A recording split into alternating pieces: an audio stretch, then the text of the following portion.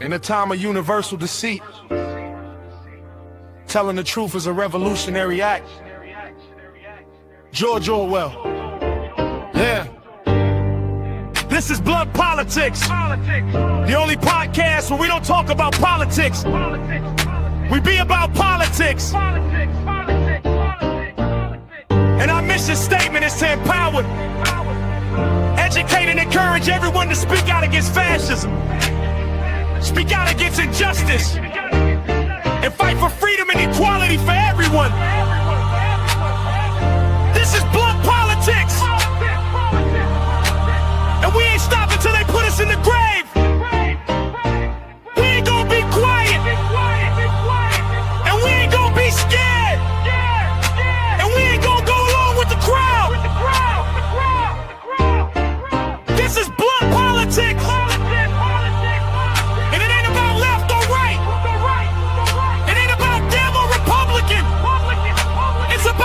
All right, guys, what's going on?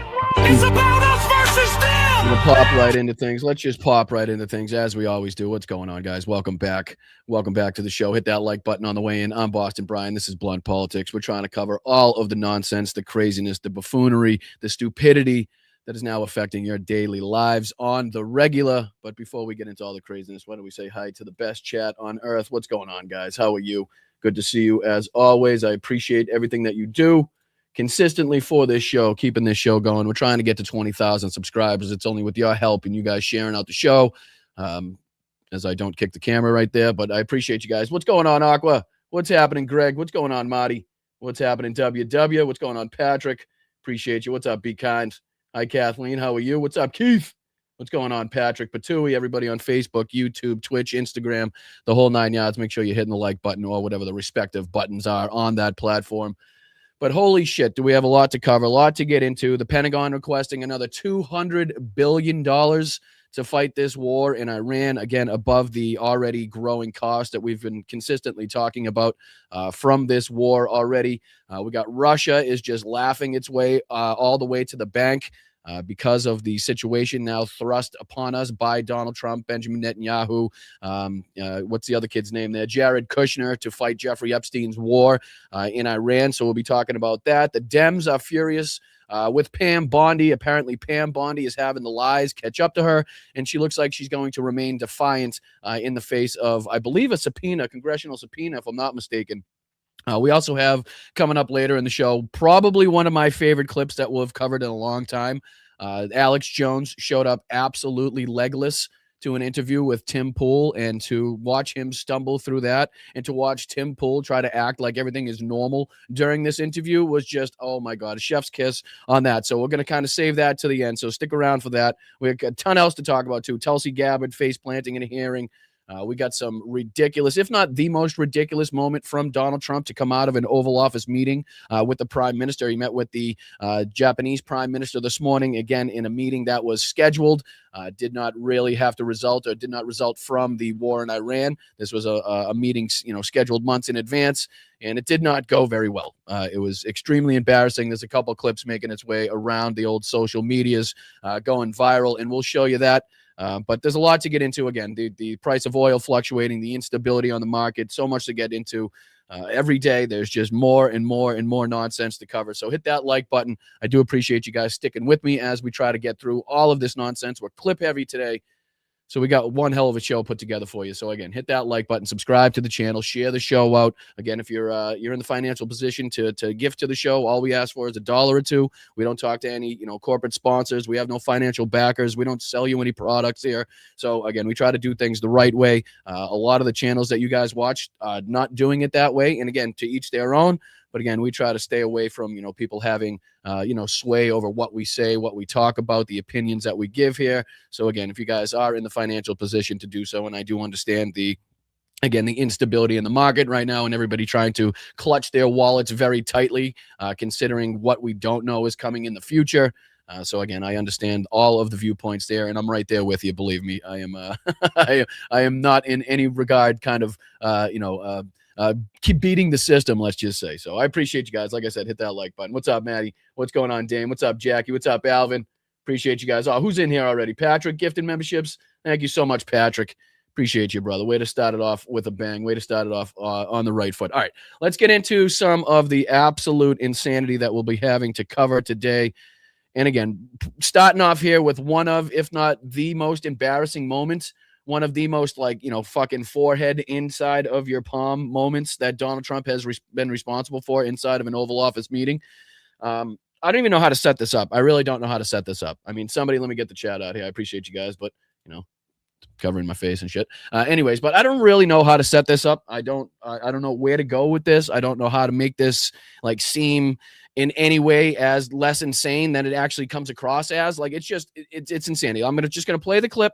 And again, this is the Japanese Prime Minister meeting with Donald Trump in the Oval Office, and Donald Trump decides to bring up Pearl Harbor. Pearl Harbor. Again, check this out. Japan and US are very good friends, but one question, why didn't you tell US allies? And again, just for further context, the question, in case you're having difficulty hearing them, is basically, why didn't you tell the U.S. allies about the attack prior to engaging in this war? Why didn't you get the, consent, approval, or at least the help of that you're now requesting, but also saying that you don't need the help of at this time? Why didn't you notify anybody? And again, this is Donald Trump's response. In Europe and Asia, like Japan, about the war before attacking Iran. So we are very confused about we Japanese citizens. Well, one thing, you don't want to signal too much. When we go in, we went in very hard, and we didn't tell anybody about it because we wanted surprise. Who knows better about surprise than Japan? Okay, why didn't you tell me about Pearl Harbor?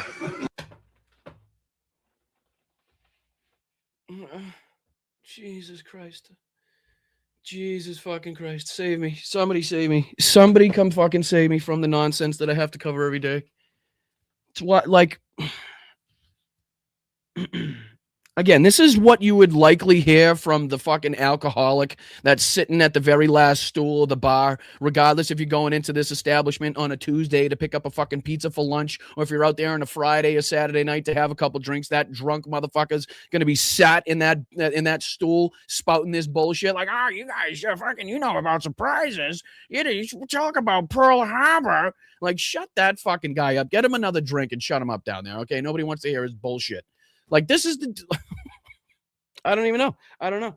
These are the people now making decisions about one of the most, again, destabilizing issues that we've seen in quite some time now. These are the fucking people that we have making the decisions. This guy's talking about Pearl Harbor next to the Japanese PM. What do you say to that? What is the response supposed to be to that? I mean, you can see her face, right? She's like, this motherfucker. Okay. Watch her face as he says it.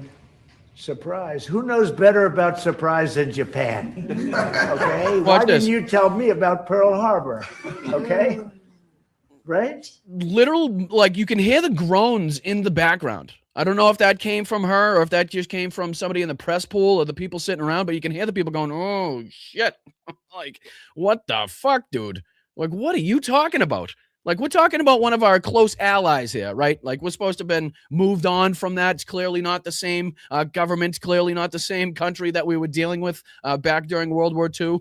The insanity of this is just, again, it's a lot of people are going to see this and be like, well, that's just fucking Donald Trump. No, this is not normal. This is not how people are supposed to behave. You can tell by the reactions and the groans in the fucking room there that people are like, Jesus Christ, this guy's a fucking moron. Holy shit. And again, this is a meeting planned months in advance. This isn't something that they scheduled because of the war in Iran there. This is something that was supposed to be about economics and trade and our dealings together, and ended up being all about the war in Iran, all about, she got berated, talking about Pearl Harbor. It was an utter fucking disaster. Just like every single one of these fucking meetings is a disaster. The meeting with the Irish PM, every meeting that he's had with fucking Zelensky, right? They're all just fucking disaster upon disaster upon disaster. And he continues to prove that he's a moron and deserves to be nowhere near the hands of power every time he opens his goddamn mouth. Why didn't you tell me about Pearl Harbor to a guy that clearly wasn't alive at the time? Motherfucker. Let's just start there for one, okay? Jesus Christ.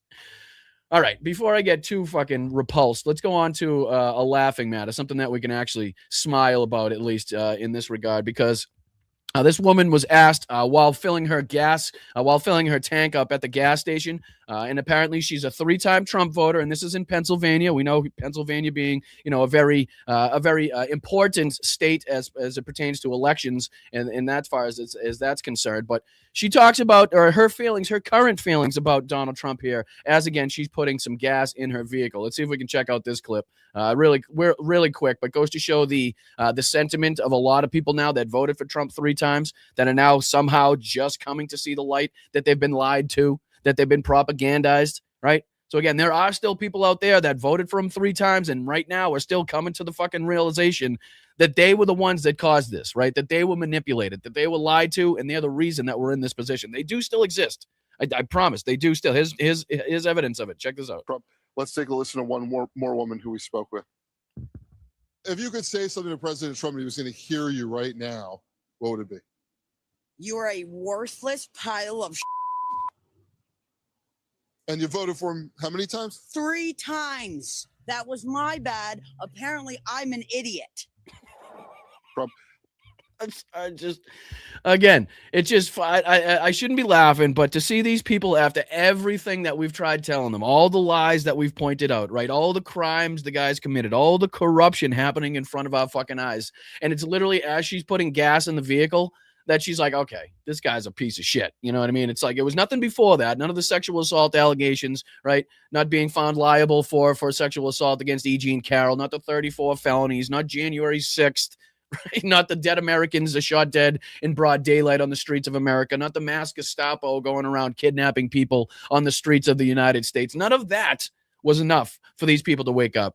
But the second they go to fill their fucking gas tank and they don't like, the price that they have to pay compared to the amount in their fucking bank account, that's when it starts to hit them, right? It's crazy how that works. It really is crazy how that works. But can we hear that one more time? It's just almost too beautiful to hear only once. Can we hear that once more?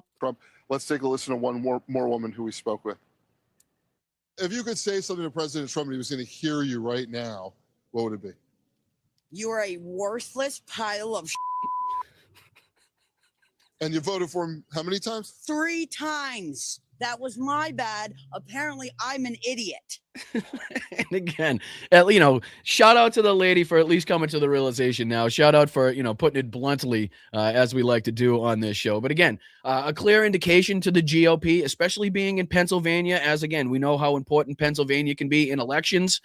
So again, this is a clear shot across the bow to the GOP. Again, if it wasn't the results in all of the special elections or a lot of the special elections and other, different types of elections that we've seen where it's gone through the Democrats' way, where we've actually managed to steal back a ton of points as far as the voting is concerned, or win the elections outright in these purple or, deep red districts that you wouldn't expect us to outperform or overperform Republicans like that. So again, this is a clear indication going into midterms of where the voters are, and how they've kind of changed their sentiment and why we're seeing the numbers that we were seeing and continue to see again in these special elections as far as people voting against the Republicans and what they've now done to their wallet, the lies that they were told as far as, again, making everything less expensive in the economy. They were going to have your energy bills down 50% in about 13 seconds. They were going to have the war ended, in Ukraine before you could snap your fucking fingers. You were going to blink and that was going to be done. You guys were going to be the most profitable, as Donald Trump likes to say now, that we're like the hottest nation as far as that's concerned. But I think that's just because people are so goddamn pissed off right now that the steam coming out of everybody's ears is creating the effect of us being the hottest nation here. All right, let's go on, because we continue to talk about not only the cost of this war, what it's costing you, what it's costing us in terms of lives, what it's costing us in terms of instability in the Middle East overall. The war tracker continues to, again, put us on the low end of this. I think a lot of experts now have been saying that you could rightly double, if not triple this or more, considering the Pete Hegseth loves to come out and say that every day now we are undertaking more bombing missions than the previous day, again, which doesn't seem to make sense to anybody, considering they love to talk about the 7,000 plus targets they've already hit. They've already wiped out the Navy. They've wiped out the Air Force. They've wiped out the missile capabilities, which, again, we continue to disprove on every single fucking show that we do, and we'll do again here today, because it seems like Iran was able to launch not only a huge amount of ballistic missiles, but also continue their drone strikes much more than they have been in recent days. And not only that, but the penetration rate is also something that we're consistently seeing uptick, which is another area of concern, not only for Israel, not only for U.S. bases, but also for the allies in the surrounded region. We continue to talk about how they're low on interceptor missiles. That continues to be a problem the longer this stretches on. So, I mean, we continue to say that this is something that you could double or triple, if not more. Again, this isn't taking into account the loss of, military equipment. This isn't talking about the cost of the munitions that we're dropping. Obviously doesn't take into account and can't take into account the loss of human life associated with this, right? This has now jumped up to over 5,000 military, Iranian military have been killed. I don't believe this number has changed as far as the civilians in quite some time. Again, likely much, much higher, if not exponentially higher than that already. But, not only that, but we look at the instability in the oil prices and the oil trade. This was, let me see if I can do a refresh because it changes so goddamn rapidly. Brent was at about 114, 113 when I opened it this morning.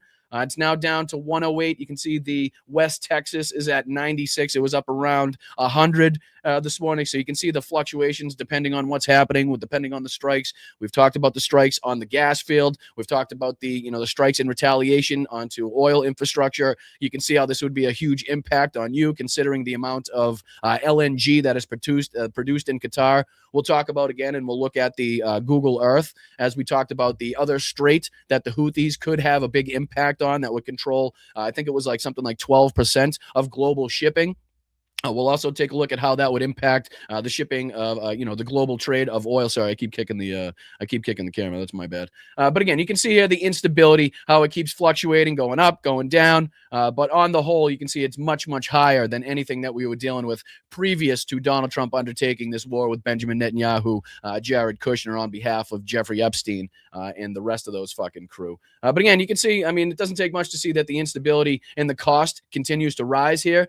But that doesn't stop the Pentagon, because the Pentagon is now seeking another $200 billion in budget requests for the Iran war. You did hear that right, not 200 million, $200 billion. More than $200 billion, I should say, in budget request. Some White House officials do not think the Defense Department's request has realistic shot of being approved in Congress. One senior administration official has said, again, this is not a good look for this administration, considering that they will love to tell people that they were well prepared for all of the different circumstances, all of the different retaliations that would happen. And we consistently see that they're on the back foot, that they're playing from behind, that they're playing catch up in this regard. And I don't mean the catch up that Donald Trump loves to throw all over the walls when he gets bad news.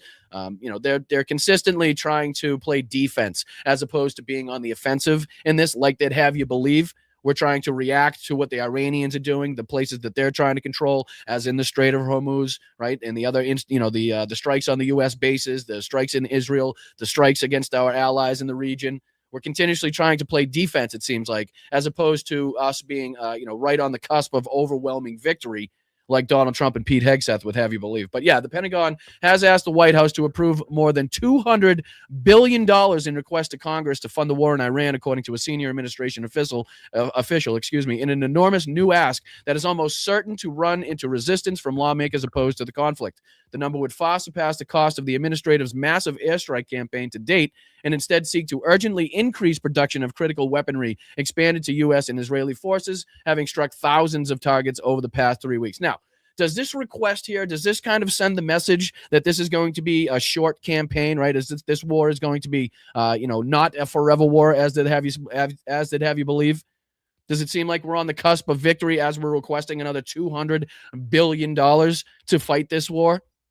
Does it seem like we have the appropriate resources allocated to the military personnel in the region to conduct this war as they've been instructed to by the commander-in-chief, the president of the United States? Or again, are we fighting from behind here to try to get them the defensive, the defensive equipment they need to make sure that the plans are in place? We continue to look at the Strait of Hormuz being a big choke point. Donald Trump loves to say that the U.S. military is capable of escorting all the ships through there. Haven't seen that yet. We have seen Donald Trump get on his knees and beg our allies to try to send help, even though when they said no, Donald Trump came out and said that, don't worry, we didn't need their help anyway. Again, the mixed signals, the mixed messages coming from this administration is just, it's off the fucking charts at this point. But this, again, doesn't send the signal to anybody that, again, this is going to be, ending anytime soon or ramping down anytime soon, or that Donald Trump is trying to take whatever exit strategy he has in place, which nobody thinks that he has one. at this point in time. But again, the number would far surpass the amount already spent in the administration's massive air campaign to date. Obviously, it remains unclear how much the White House will ultimately ask congressional lawmakers to approve. Some White House officials do not think the Pentagon's request has a realistic shot of being approved in Congress. Of course, that is because of the opposition now seen to this ridiculous war, this ridiculous and costly war. But again, to see here that the Pentagon is requesting another $200 billion should pretty much tell you everything that you need to know about how long they think this is going to last, or how long they plan to have this war last. And again, the effects that you're going to see from that, like we've already seen thus far, those are only going to expand. They're only going to get exponentially worse as we continue to see Iran have the ability to retaliate, to continue their strikes, whether it be on shipping, whether it be on oil infrastructure. I mean, we consistently see them having the ability. And again, I think the number was even more missiles and drones were shot up in the last few days by Iran than in previous weeks. Again, correct me in the chat if I'm wrong on that one, but I do know that there was a big uptick in the amount of missiles and drones sent up, and in the percentage of penetrations by those drones and missiles. So again, we go on here because let's take a look at this this clip here that I want to kind of take a look at, because this depicts, again, we talked about on the other show how Russia is laughing all the way to the bank. I think it's been kind of talked about. Experts have said that they're making something like $150 million a day added on to what they were already making because of the instability, because of the jump in oil prices, because of the freedom that they've now seen, the talk about taking away sanctions. They've already been allowed to sell some of their oil that was floating around on the sea. I believe it was to India, if I'm not mistaken. Again, making them huge chunks of money for them to use in the war in Ukraine to continue that. So Donald Trump has now afforded Russia the ability to continue funding the war in Ukraine for quite some time now. Just with the instability, just with the jump in oil prices that we've seen. Again, him having to react to the pressure put on him and having to make these different moves of allowing Russian oil to be sold, or this or that thing to happen, or taking away sanctions to alleviate, the stress put on the oil industry. We've seen him in just the recent days where, there's been reports from Israel to suggest that it was in conjunction with the United States and with Donald Trump's approval that they struck the gas field. And then after that, Donald Trump comes out and says, no, we had nothing to do with that, and we don't want to see it happen again. So again, mixed messages, mixed signals here because of the pressure put upon him. That continues here, because this is talking about how 2 Russian ships, let me throw this on the screen, 2 Russian ships carrying oil and gas are on their way to Cuba, despite U.S. pressure and sanctions under Donald Trump. I don't know if you guys remember that whole missile crisis thing that happened back in the day. But the shipments come as Cuba faces a severe energy crisis highlighted by a recent nationwide blackout and months without fuel deliveries. The extra supply could help ease shortages that have disrupted hospitals, transport, and daily life. Again, this is just showing the ongoing work in cooperation. And again, just pushing different countries into the hands of Russia, allowing Russia to make, ample dollars to continue their war, in Europe, and to continue their fucking, genocidal rampage that they have going on. So again, great job, Donald. Not only that, but we now have the ability to see another Cuban Missile Crisis. If Russia decides to step up to a point where they're going to say, I don't know, hey, Cuba, guess what? We'll come to your defense. Maybe we'll throw some missile sites on Cuba, right? Maybe we'll just park those sons of bitches right on the doorstep of the United States and see what they say. I don't think my buddy Donald Trump would have a problem with that if that's coming from Vladimir Putin. So, again, just another way in which the Russians have their little fucking grubby little fingers involved in all of these things, and that we need to make sure that we continuously take a look at how all of these things are interconnected, right? We can't look at the war. We can't look at the brutal invasion of Ukraine by Russia and the war in Iran as two totally separate things. Like, they are definitely interconnected the same way that, global trade, shipping, and our allies are interconnected on the world stage as well. It all has an effect on the other thing as well. So just wanted to make sure we brought that to your attention. But let's get into some of these clips here, again, highlighting the MAGA civil war that's been going on. So we have one here from Fuentes, again, this little dipshit. Again, we only use his clips because he seems to hold some sway over the idiots that are now flooding out of MAGA and somehow finding their way under his wing. But again, we use their words against the GOP. We use their words against Donald Trump for our political benefit.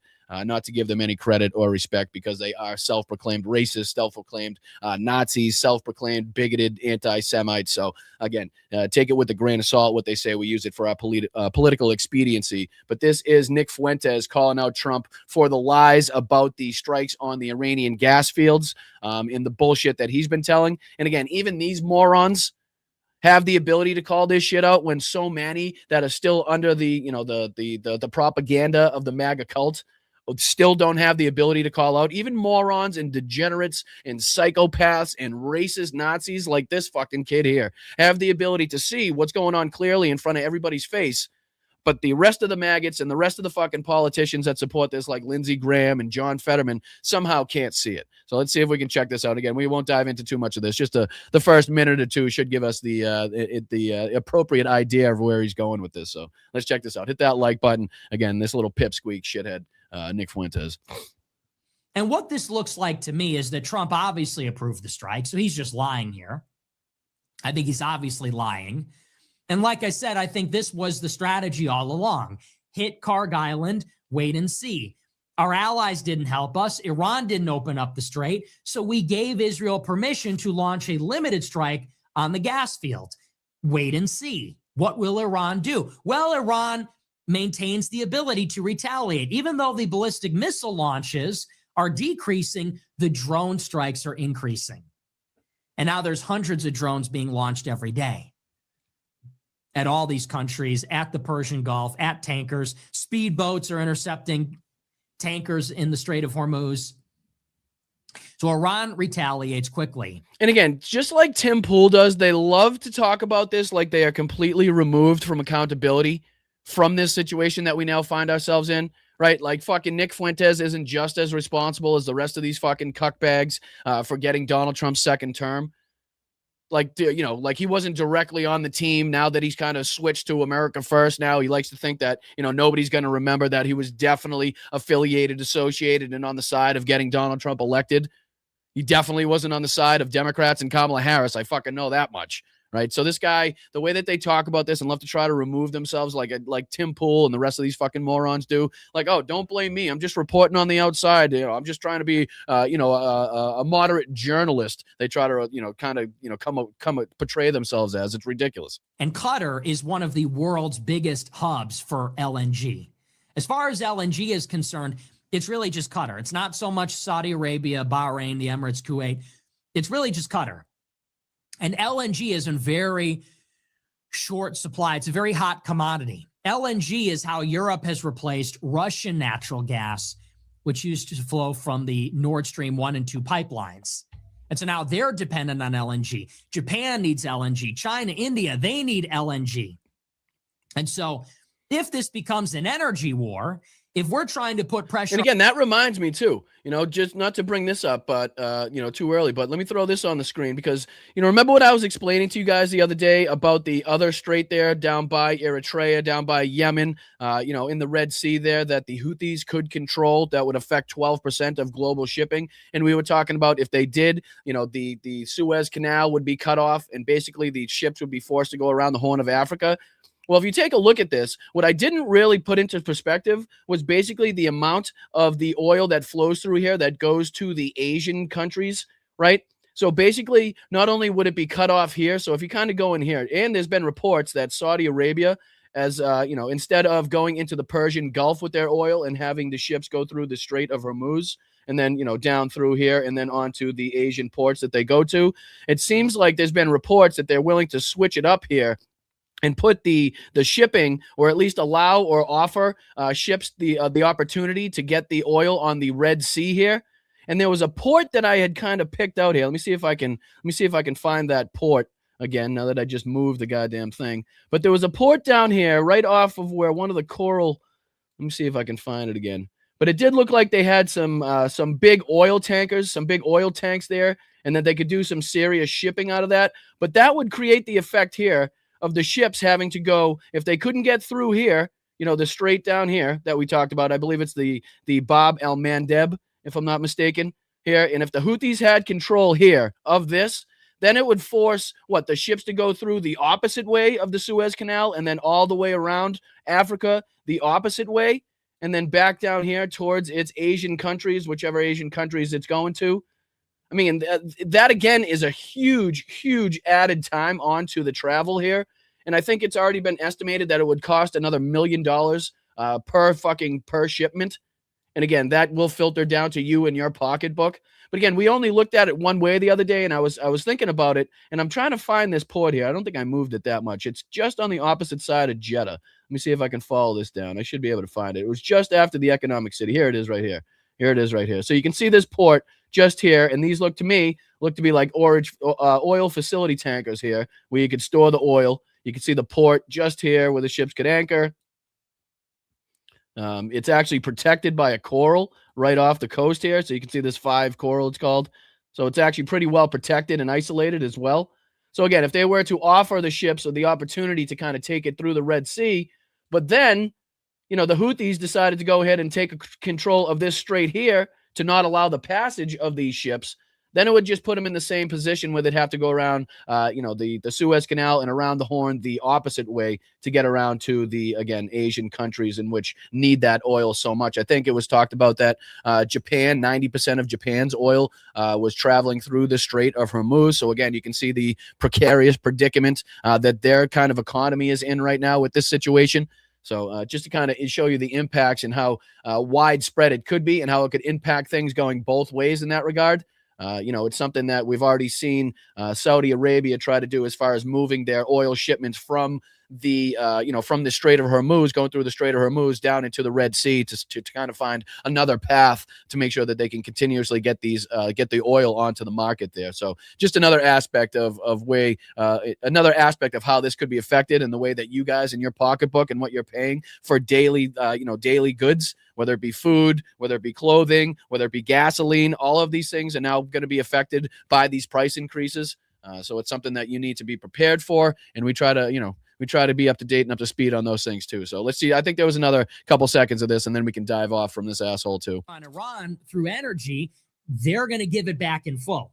And they're really going to hurt the Persian Gulf. And that's going to hurt everybody.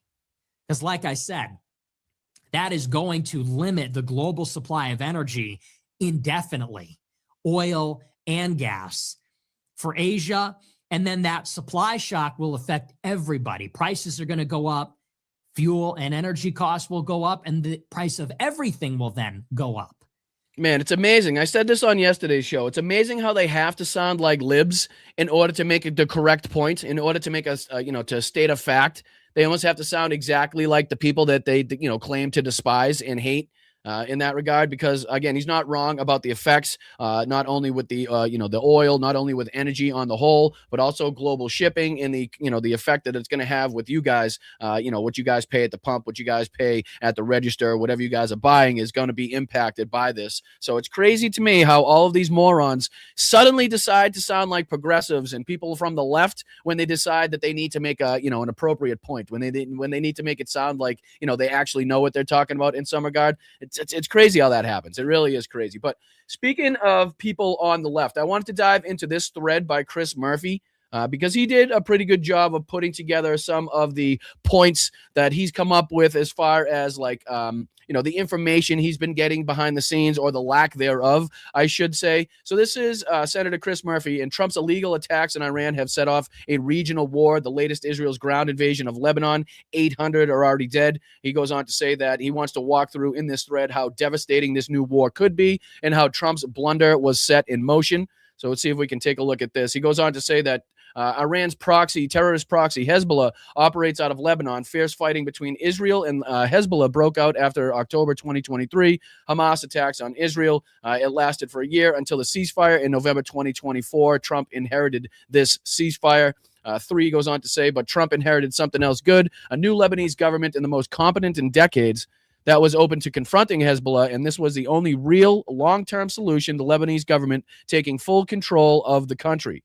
4, but Trump threw it away with his attack on Iran. It was totally foreseeable that Iran would activate Hezbollah. Hezbollah started sending rockets into Israel, and the hardline Israeli government's reaction, total war with Lebanon, was foreseeable too. 5. But just like in Gaza, Israel risks throwing caution to the wind in a massive new invasion of southern Lebanon, which we've discussed. We've already talked about the Israeli officials coming out, outright and saying that they were going to be treating this just like another Gaza situation.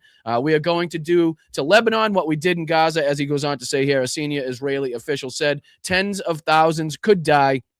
He goes on to say, 6, Israel needs to defend itself from Hezbollah rocket attacks, but a full ground invasion modeled after Gaza would likely be a strategic and humanitarian disaster. There are better options. This could be Trump's legacy, a second Gaza. The Strait of Hormuz is closed. Gas prices are spiking. Missiles rain down on Iran's neighbors. Iraq and Syria are teetering, and now war between Israel and Lebanon that will kill thousands and displace hundreds of thousands, all the result of Trump's incompetence. And he does, like I said, puts together a pretty good point. I think there was another one that he actually had too, where he put together some of the points that he was kind of taking from the intelligence briefings, or the lack there of intelligence briefings that he's been getting behind the scenes. Let me see if I can go to his page there, because there might be another one that I was missing. I thought there was more to it than that one. Let me see here. 6, that's that one that we went on to. 7, the Strait of Hormuz is closed. Let me see if there was another one that he put together. I thought that was the one that I had pulled up, but I thought there was 9. Oh, maybe this is this one right here. Or maybe he just added to it. I'm going to explain to you what I've learned in part from closed-door briefings. Yeah, here's the one that I was looking at right here. Here's the one. This has over 5.4 million views, allegedly, on Twitter. But here's where he talks about the crisis 1. Trump believed Iran would not close the Strait of Hormuz. He was wrong, and now oil prices are spiking. If the strait stays closed, a global recession will result. It actually may already be too late. Gas prices are the first to spike, but food prices are next, as we've been continuously trying to get to your attention, that it's not just going to be gas prices affected by this in the long term. So he goes on to say here in his second one, right now, Trump has no plan to reopen the strait, and a plan may not exist. The assets Iran uses to harass and attack tankers, thousands of small drones, speedboats, and mines cannot be eliminated. They are too numerous, too spread out, and too hidden. 3, what about naval escorts for tankers? Something that we've heard Donald Trump continuously talk about. He said this is a possibility, but it's harder than you think. First, it would require the entire Navy. 100 tankers needed to be escorted each day. Second, if we can't destroy the mines and drones, our ships would just be at risk too. Again, something that we've all talked about here. Crisis 2. We can't destroy Iran's missiles. We can destroy Iran's missiles, but not all of their drones. Another point that we've been making consistently on this show, where Pete Hegseth and Donald Trump have loved to bring up the missile sites, the missile capabilities that they have struck, without even mentioning the drone capabilities, the drone production, and the cheap drones that we know they have by the thousands. I think we bring up in the OSINT Defender later, talks about how, I believe it was the UAE or Saudi Arabia, has depicted something like over 17,000 drones they've already had to intercept just since this war started. So it just kind of gives you an idea of the abilities of the numbers of drones that they're able to send up. This goes on to say that Crisis 2, we can destroy Iran's missiles, but not all their drones. Iran can hit oil sites in the region indefinitely because they possess so many cheap weaponized drones. Another thing that we've been talking about. And they blew up a critical Oman oil depot just 2 days ago. If Trump paid any attention to the Ukraine war, he would have noticed how warfare has changed, but he didn't, and he blundered. Worse, Gulf states are running out of the interceptors to stop Iranian missiles and drones, meaning that soon more oil sites will be vulnerable. Again, just deepening this conflict, worsening this conflict, and making it more, drastically effective on the world stage here. Number 6, he puts out here, Crisis 3, a broader regional war is breaking out as Iranian proxies in Lebanon hit Israel, and they're in Iraq target the U.S. Israel is now threatening a massive ground invasion of Lebanon, which could become its own new crisis, as we've discussed here. We've talked about some 800,000 to 1 million different Lebanese that have been internally displaced already. I'm sure that number has... Shut up, Nick. I didn't ask you to speak. Considering the ground invasions that we've seen undertaken, excuse me as my headphones die. I didn't tell you to talk, you son of a bitch. But we've talked about that in detail as well, where, this could spread, into different regions, which again will have its own consequences, will have its own goals. As we've already talked about, the Israeli goals seem to be not aligned in any way, shape, or form with the benefit, of the people of the United States of America whatsoever. But he goes on to say here in the number 7, other potential flashpoints lurk. So far, the Houthis in Yemen have been relatively quiet, probably not for long. They can project power into the Red Sea, exactly what we've been talking about here on this show, in that same exact strait. For Syria, this is the worst time for Trump to strike Iran. Syria could explode again. 8, crisis 4. Trump has no end game.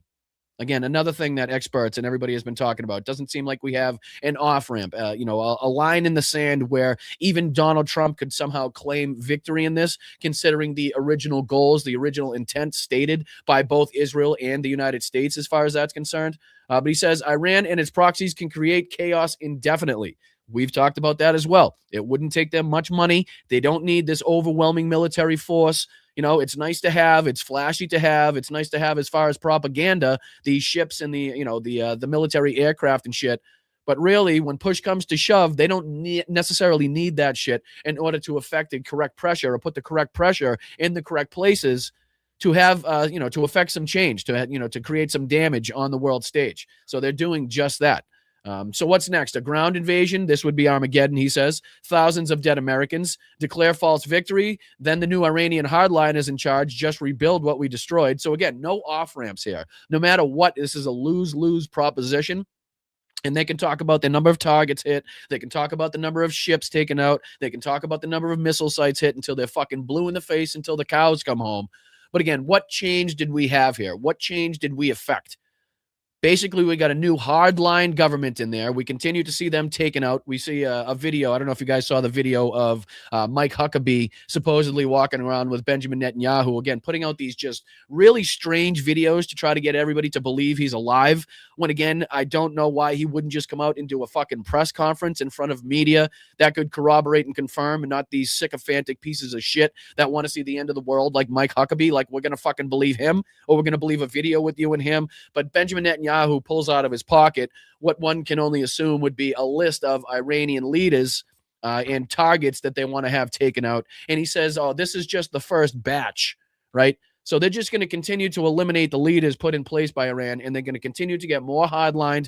They're going to get continue to be less amicable to the United States, less amicable to, Western powers and negotiations to keep everything under control.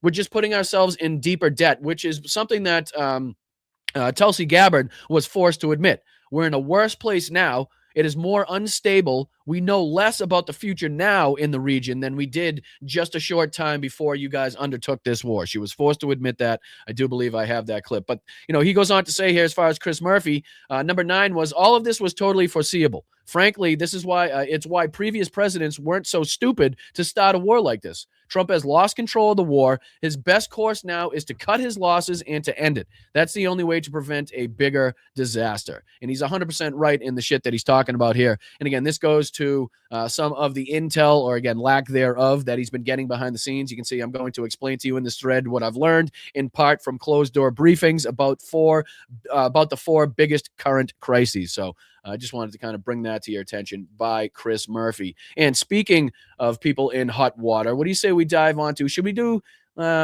well, I shouldn't put it like that. That kind of sounded weird. I was going to say, should we do Pam Bondi or Tulsi Gabbard first? But I think I'll rephrase that one. Let's take a look at the clip of the Dems being furious about Pam Bondi's meeting that they had here. I wanted to dive into this. This was CNN. Democrats speak after DOJ meeting on Epstein probe. We want to continuously be highlighting and covering the ongoing saga that is the Trump regime's denial and trying to sweep under the rug the Epstein files and the president's involvement in those crimes. But again, Democrats are speaking out, and they seem to be a bit pissed off at the answers they were getting from Pam Bondi. Again, I do believe she's now openly threatening to defy a subpoena. If I do have that correctly, correct me in the chat if I'm wrong on that one. But let's see if we can take a look at this. We'll just see if we can pop into a couple minutes of this, and then we'll dive on to, I think, some Tulsi Gabbard clips. We also have the unbelievable clip of Alex Jones coming up, where he absolutely tanked legless on with Tim Pool. So stick around for that so we can do some laughing. Boy, is that going to be great. We're going to get a laugh. You thought Alex Jones was hard to understand when he's sober? You just wait. You just wait. All right, let's dive into this clip real quick. Some fired up members of the Democratic on the House Oversight Committee are speaking now after listening to Attorney General Bondi talking about the Epstein files. Let's listen in. To our lawful subpoena in a deposition. So instead I asked, Chairman Comer if he would compel her to come to our deposition. If she did not come, would he force her to, or if he would move for contempt hearings as he did for other people who did not respond to our subpoena? Instead of answering as an adult, he said that I was bitching, which is, again, something that would not be allowed if we were operating under the rules of this committee, because engaging in personalities is actually something that we are not able to do. If C-SPAN and the public were there, I'd imagine that he would not act that way. Neither here nor there. We expected AG Bondi to be adversarial. We expected her to be confrontational. And we expected her to not offer us much information. But that's why I introduced impeachment articles, because she has already been obstructing justice. She has already weaponized the DOJ. She has already ended investigations into Trump and his allies. She has used this role essentially as one to help the president. She does not answer to the president. The DOJ does not have the right or the privilege of withholding information from an active investigation, ignoring the laws of our land, which the Epstein Transparency Act is, with our subpoena from last July is. And the oversight Dems will continue to press for accountability. We'll continue to press for justice for survivors while also keeping them centered in this. So at the end of the day, we are still here seeking answers for women, for girls, and for the American public who has demanded justice, who have demanded answers to this. And whether or not they will pretend that the documents that they've given us is enough, we already know that they have not complied. And we are asking other people to make sure that we do not let them off the hook right now. So we look forward to her on the record deposition with our committee in response to our lawful subpoena. And again, I do think, before I let Garcia go on to speak here, I do believe that, Pam Bondi's feet are getting ever closer to the fire, if you will. I do believe that the lies that she's told are starting to kind of creep up. I know that, to be in a position where the Democrats already know she's going to be defiant as the head of the DOJ when they're just trying to get answers and accountability for the people involved in the criminality in the world's largest sex trafficking ring of children, involving some of the highest profile people on fucking earth right now. People that are now walking freely amongst us still. So to go into that knowing that the head of the DOJ is going to be combatant, is going to be, she's going to be standoffish. You're not going to get the answers you're looking for. You're not going to get the cooperation. Just goes to show you exactly the intent of this administration and who they're actually trying to help, as opposed to, justice and accountability and the answers demanded of them by the American people. So again, I'll let them go on, but I think it's getting to Pam Bondi. I do believe that she's getting ever closer to, actually cracking as far as being, pressured by, for the lies that she's already told on behalf of Donald Trump. Things, and I'm going to open up for questions, and if anyone wants to answer the questions. So just as a review, I think it's very important. This fake hearing, we found out about it yesterday, with no time to prepare, with no format given to us. We had no idea what the even format was going to be until just an hour or two before this kind of fake hearing that was set up. And it was clear from the minute it started that does that seem like transparency to you guys? Does that seem like transparency? From the most transparent administration, as they claim. Does that seem like transparency? Does that seem like it's a side or a DOJ or an FBI that wants to work with lawmakers to, again, find and seek out these people that are responsible for these sick and egregious crimes committed against children? It doesn't seem to me like they want the answers out there. It doesn't seem like they're, accountability and justice is something that they're shooting for, which, again, no secret, considering people like Todd Blanche and Pam Bondi have made it absolutely fucking clear that they've done everything that they need to do, everything that they've been required to do, even though we know that is blatantly fucking false. We've seen them break the law time and time and time again. The same law that their boss, their Führer, their leader, Donald Trump, signed into law. But they've broken every fucking law. They've broken every rule that's written down in that law. It's right in front of our eyes pretty blatantly. The Attorney General is trying to evade and not attend the mandated subpoena that is put in place. We asked her that question. Multiple members asked her the question. She would not respond. She said she'll continue to follow the law. That is not a response. She has a subpoena in place by Chairman Comer. If there's any questions, I'll take those now. Aside from the questions about the deposition, what else have you guys been asking her about? What else has the conversation in the room been about? Because I know you all said you had a lot of questions. I'm going to let Congressman Lynch. Yeah. And I support everything that's been said by my colleagues. Remember, our desire to get the Attorney General and Todd Blanche under oath is because we've been faced with lies from the very beginning. Go back to February 21st, 2025. Pam Bondi told us and told the public that the files, the Epstein file client list was on her desk. But then we found out that was a lie. Then she told us that that on July 25th, 2025, she said, there's no need for any more disclosure on any of these Epstein files. Then we found out later there's 6 million documents. They give us 3 million of those, and now we find that we can't get access to a lot of that information because it's so heavily redacted. And then finally, with much pressure from the court, we're going to take a quick break from covering that press conference to bring in Democratic. Yeah, it seemed way too important. I don't know why CNN would fucking dive into that one and break that one up. But again, you kind of get the sentiment there by the Democrats that are pretty pissed off, not with only the, the lack of transparency, the short notice that they got, but also the lack of cooperation, the lack of answers, that they're getting from Pam Bondi, that they're getting from Comer, that they're getting from the FBI, that they're getting from this administration in general. Again, when they're just trying to seek accountability and justice for those who have been harmed and continue to go through the process of being harmed every single day by seeing these people walk freely amongst us that they know are responsible for committing, again, these heinous and egregious crimes against children and women all over the fucking world here. So, leave it to CNN to dive out of one of the more important press conferences there. But we go on as far as that's concerned. Let me see if I can dive into a couple of these clips by Tulsi Gabbard as well, because she was kind of again, her feet were held to the fire in her conference that she had. I think she was there with Kash Patel and a few other of the administration officials to try to answer questions. Let me see if I can just throw this one on the screen here, because this is where Tulsi is kind of face planting in front of Congress. Let me see if I can play this one here. Khamenei has not authorized the nuclear weapons program that he suspended in 2003. Oh, excuse me. This is Tulsi Gabbard previously. This is Tulsi Gabbard's comments previously in front of Congress, I should say. I got them mixed up here. But listen to what she says here. Listen to what she says here about the Ayatollah, about what he consented to, about the threat of the nuclear program as far as Iran was concerned. And I believe this was I forget when this was, but I believe she also has a tweet she put out in 2020 that we'll be looking at that goes to show the hypocrisy on the bullshit here. Yeah, this is it right here. This is from January 3rd, 2020 by Tulsi Gabbard, where she says, quote, "We do not seek regime change," Trump declares as he escalates his regime change war against Iran. Neocons like Graham and Bolton are cheering. To all who voted for Trump because of his anti-war rhetoric, it's time to realize he lied to you. Stand with me against Trump's Iran war. Again, Tulsi Gabbard, January 3rd, 2020. So you can see how these people are, completely doing a 180 as far as who they're trying to protect. You can see Adam Kingsoner has just commented, I think March 17th, he commented on St. Patrick's Day. You're joking, right? Aged like milk. This aged well. Hey, just checking in. How's it going? You doing all right?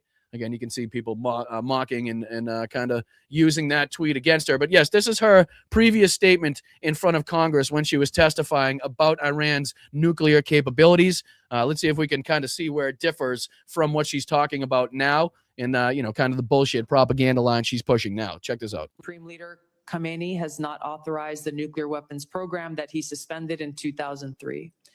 The IC continues to monitor closely if Tehran decides to reauthorize its nuclear weapons program.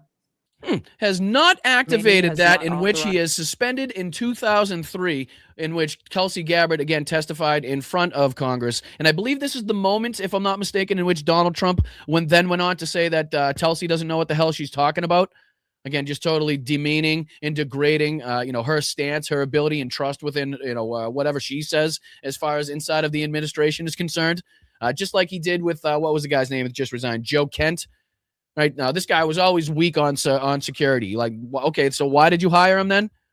Why is he the head of terrorism? Like, why? I don't understand that. Counterterrorism. You made him the head when you knew he was soft on security. That's probably not the smartest move. But again, Donald Trump doesn't know how to back himself out of a corner. Couldn't fight himself out of a wet paper bag. But that was Tulsi Gabbard. And again, I think she went on and had a few more moments. We don't really need to go into the moments. I think I had one of them here though. Unless I exited out. Did I exit it out like an idiot? Let me see. I knew it was one of these things. See if I can scroll down here and find it. Because there was a moment in here where she was kind of forced to admit that we're in a less stable position right now than we were beforehand, which again goes against everything that Donald Trump says as far as having control over the situation and being for the benefit of the American people. Jesus, there was a lot of clips from, let me see if I can throw this on the screen so you can scroll with me. It was in one of these. Let me see here. Should I just type in Tulsi Gabbard and see what comes in? It's probably on one of the top things anyway. Tulsi Gabbard. Ba-da-bum-bum-bum. I'm loving it. Was it necessary for the intelligence community that it was an imminent threat? The only person who can determine that is the threat is the president. Tulsi Gabbard goes full Trump, drops him out. The only person that can determine that is the president. Let's see here. There's one of these. Do you think his supporters should be able to pay and receive private national security briefings? Let's see here. You said Iran was not building a nuclear weapon last year. Trump said you were wrong. Were they weeks away from getting a nuclear weapon? There's one of these where, again, she's asked specifically if it's kind of a better situation or a worse situation, which is the one that I'm looking for, so you guys don't have to be subjected to the ridiculousness of these hearings in its entirety. Is there evidence that Iran intended to conduct? So everybody kind of has the same questions. Let's see here. As a result of last summer's airstrikes, Iran's nuclear enrichment program was obliterated. That's right. There has been no effort since then to try to rebuild their enrichment capability. Correct. Gabbard goes on to say that's right, which again goes against everything else that this administration has been saying. Tulsi Gabbard confirms that her office confiscated voting machines in Puerto Rico, which are currently being held at a secure ODNI facility. Tulsi Gabbard, the intel community assesses that Russia, China, North Korea, and Iran and Pakistan have been researching and developing an array of advanced or traditional missile delivery systems with nuclear or conventional payloads that put our homeland within range. Jesus Christ, here we go. There we go. It's got to be one of these. The imminent threat determined by the president based on the totality of the intel and info provided to him. These all seem to be the same clip here.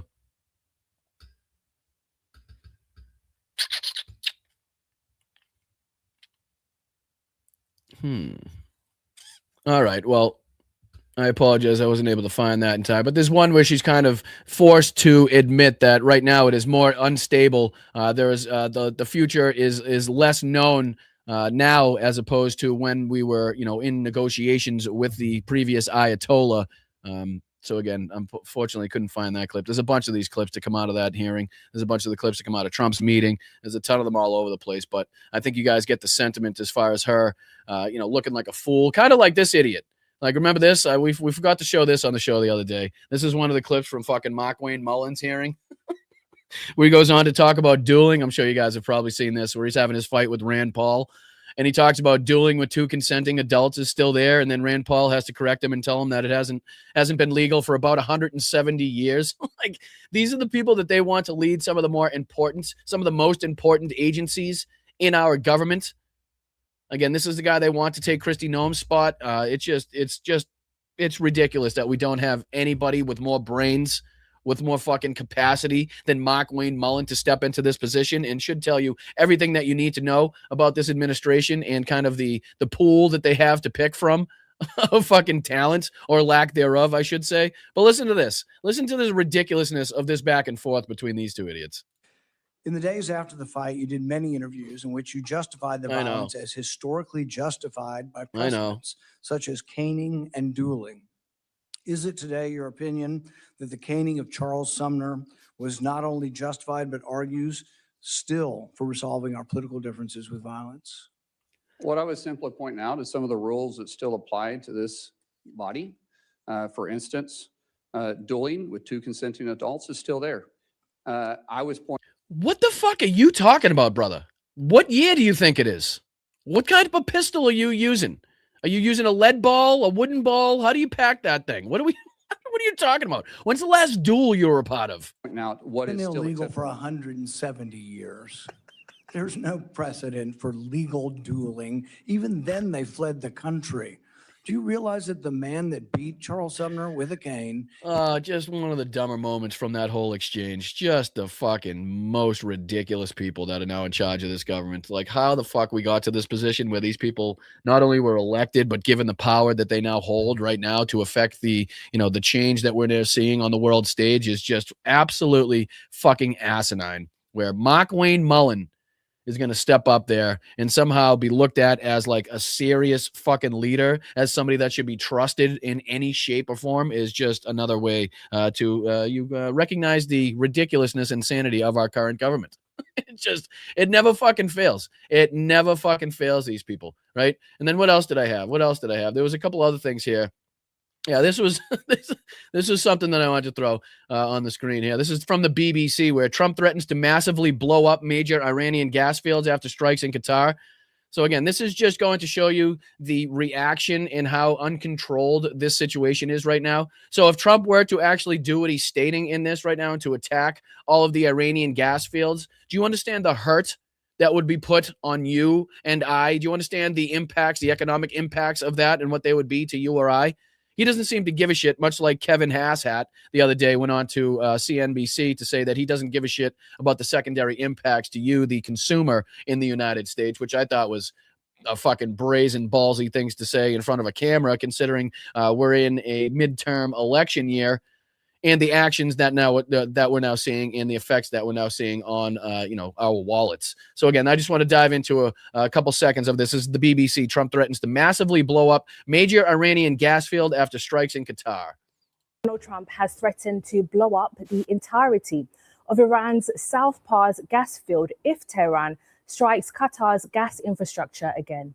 In a post on Truth Social, the president said the U.S. knew nothing about an Israeli strike on the South Pars gas field.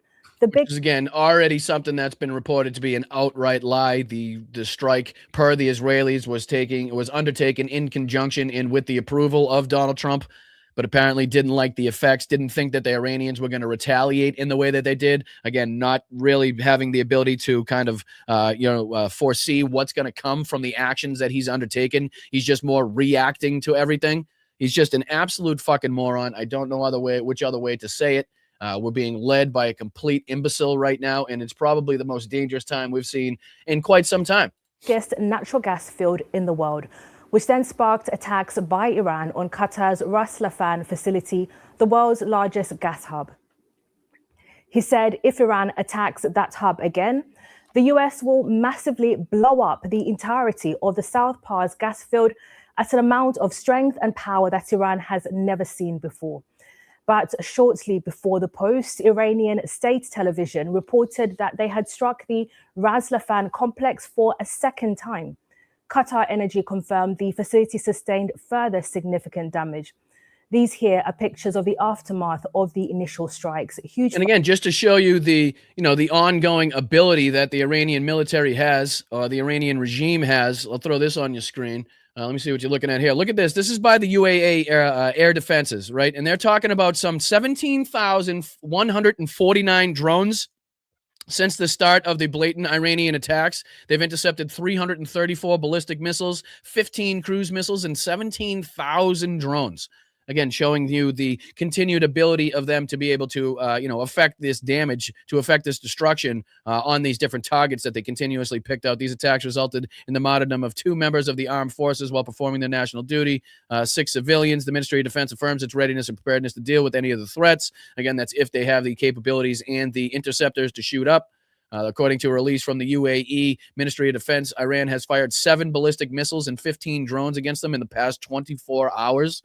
Again, going directly against in contravention to what Pete Hegseth, Lindsey Graham, and the rest of these people would have you believe is the capacity of the Iranian government, of the Iranian military still. We talk about here the ability that they have to affect, these different straits, and to affect global shipping, to affect the trade of oil, as we've continuously talked about. I know Pete Hegseth had another one of his, fucking ridiculous press conferences that he had, but he continues to repeat the same bullshit. Today is going to be the biggest strikes. What are we striking, guys? What are we striking at this point? We've taken out some 7,000 targets, right? We've taken out the military. We've taken out the Navy. We've taken out the Air Force. Stay where you are, you fucking camera. I hate you. Stop it. Why won't it stay? All right. We'll just do this then. We'll just do that. How's that? Fuck you. All right. How's that? Better? Fucking thing. Stay where you are. Don't move. I keep kicking another table. But again, what are we striking at this point? What are we striking? Over 7,000 targets already hit. We've taken out the Navy. We've taken out the Air Force. We've taken out the mine boats. He continues to say that we have nothing to strike while also saying today is going to be the biggest day of strikes yet. We're going to ramp up this war. We're going to be striking even more targets, even though we continuously work against ourselves as far as the goals and the intent of Israel. Pertaining to what the goals and the intent are at least reported to be for the United States in this regard. But he keeps saying the same shit. I don't feel I don't feel it necessary to continue to play his propaganda and everything that he continues to spew and espouse in these little fucking press conferences that he does to make it seem like we're on the cusp of victory while also ramping up this war every single day, while also attacking more and more targets, even though we have no targets left. They're running out of targets, but again, we're striking more targets. So if you can make sense of it, here he is again talking about how they've struck over 7,000 targets, but today is going to be the biggest action that we've seen yet. Here's a moment where two correspondents, Steve Sweeney and a cameraman, were wounded in an Israeli airstrike this morning on the bridge over the Litani River in southern Lebanon. Again, this is a pretty scary moment here where you can see this guy just trying to give a news report, and the missile strikes pretty close behind him, pretty close to him. Check this out. Further rocket attacks were reported against Nahariya and a minute.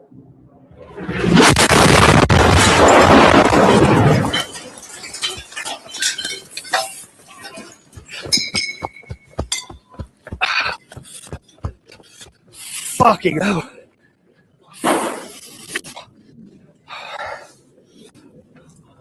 Fuck.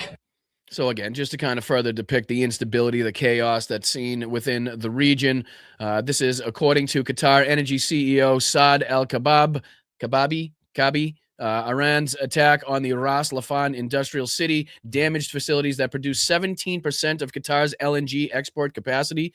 This statement was made in an interview with Reuters. The damages are expected to take 2 to 3 years to fully repair.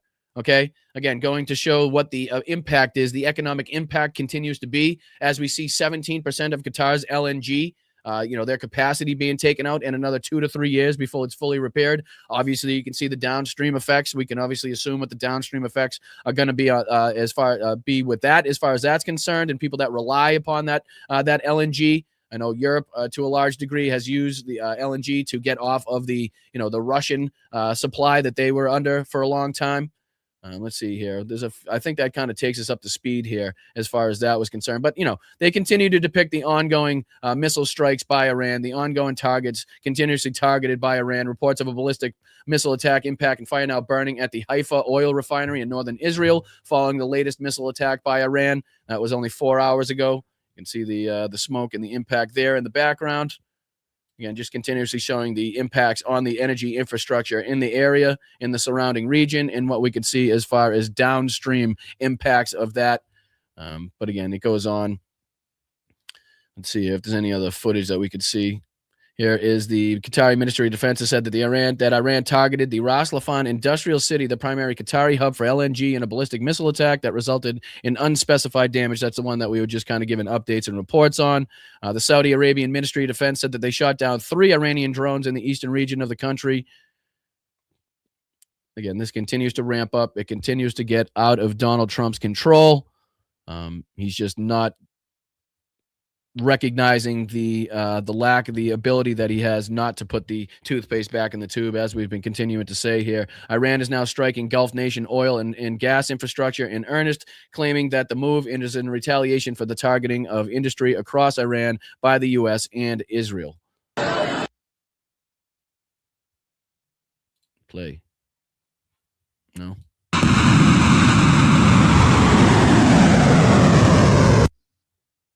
That one doesn't want to play. Well, again, I mean, it doesn't take much to see that they're being that you guys are being lied to, that we're being lied to as far as the control that we have on this greater conflict, the impacts that we're soon to see, even above and beyond the impacts that have already been faced in this. But again, it doesn't take a genius to see what the hell is going on. It doesn't take a genius to see that we have absolute morons in charge that definitely do not have a plan, that they continue to switch up on their goals. They continue to lie to us about their capabilities, about how much impact that we're having, again, about the impact that the Iranians are having in retaliation.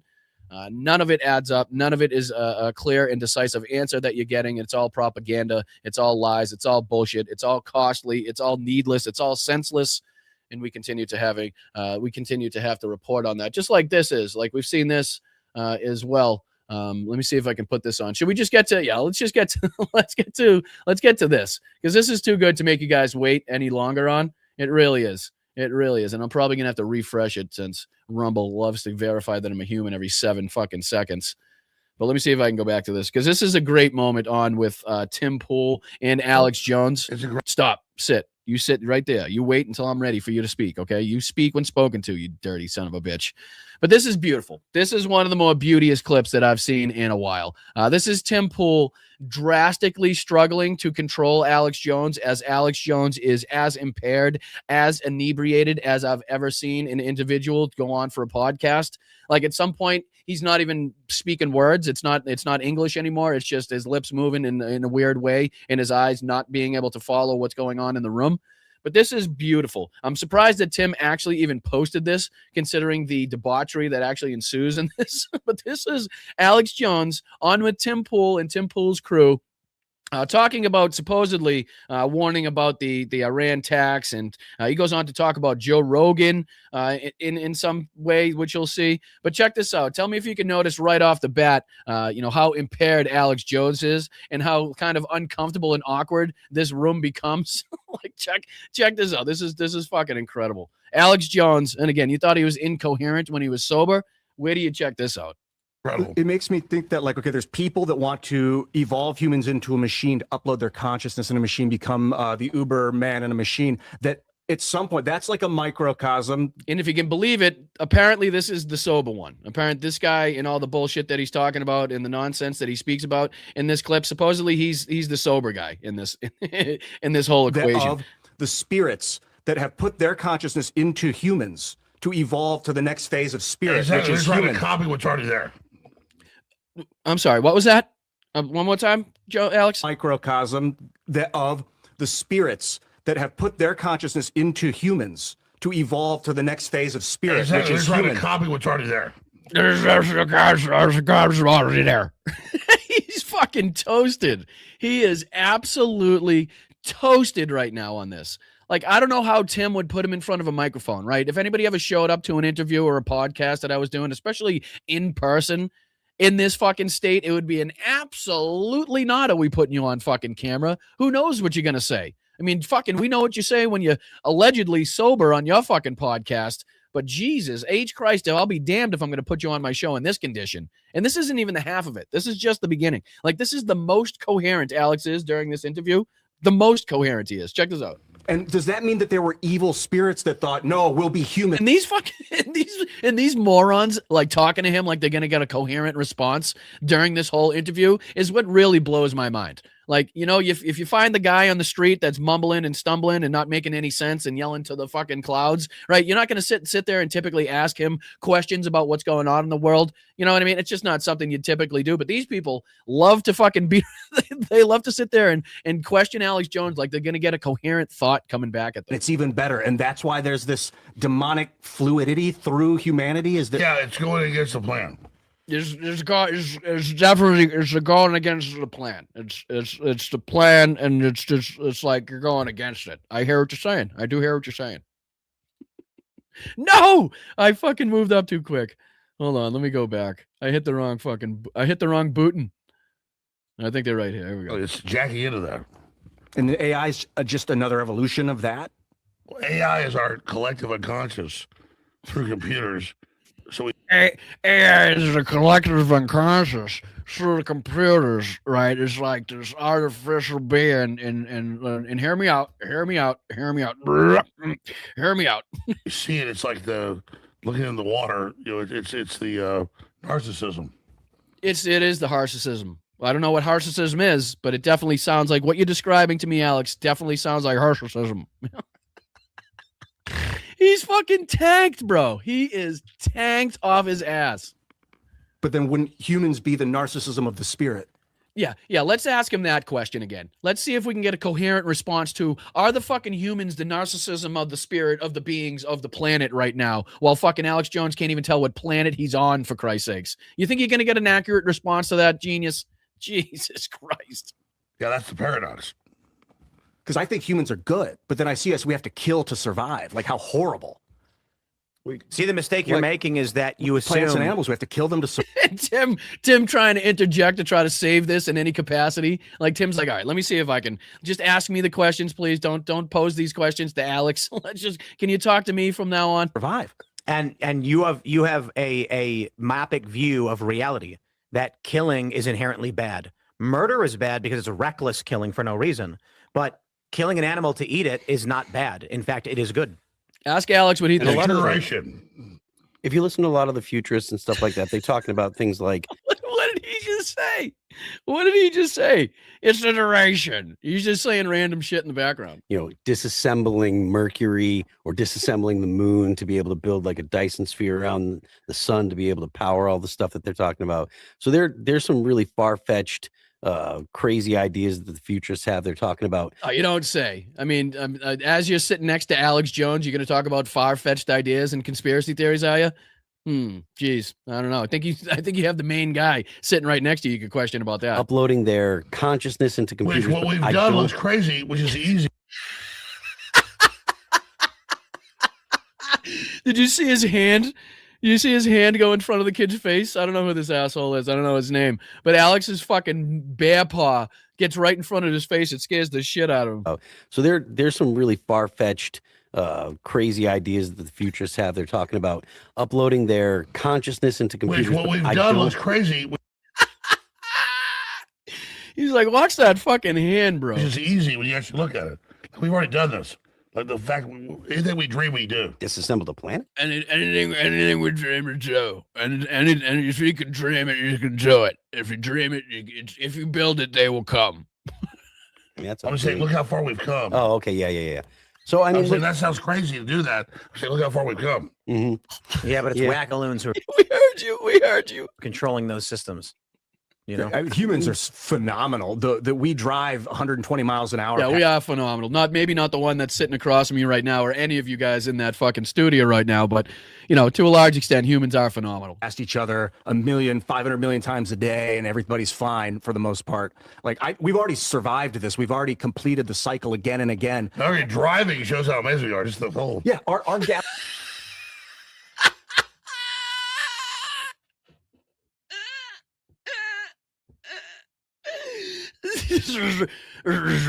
Gracious. It's just the whole thing.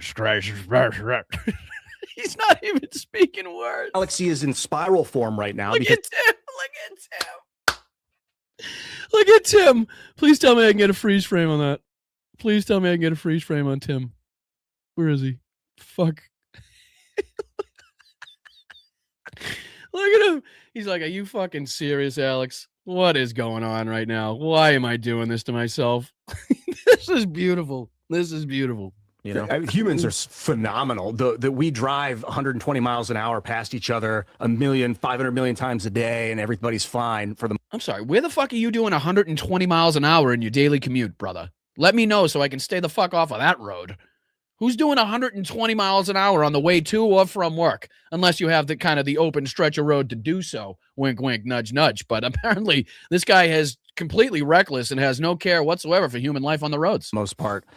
We've already survived this. We've already completed the cycle again and again. Already driving shows how amazing we are. Just the whole. Yeah, our galaxy is in spiral form right now because it used to be irregular. It's spinning up into a sphere. And it's like, if we can somehow evolve our consciousness or something to be, I don't know what has to happen exactly for our galaxy to form up. What do you mean?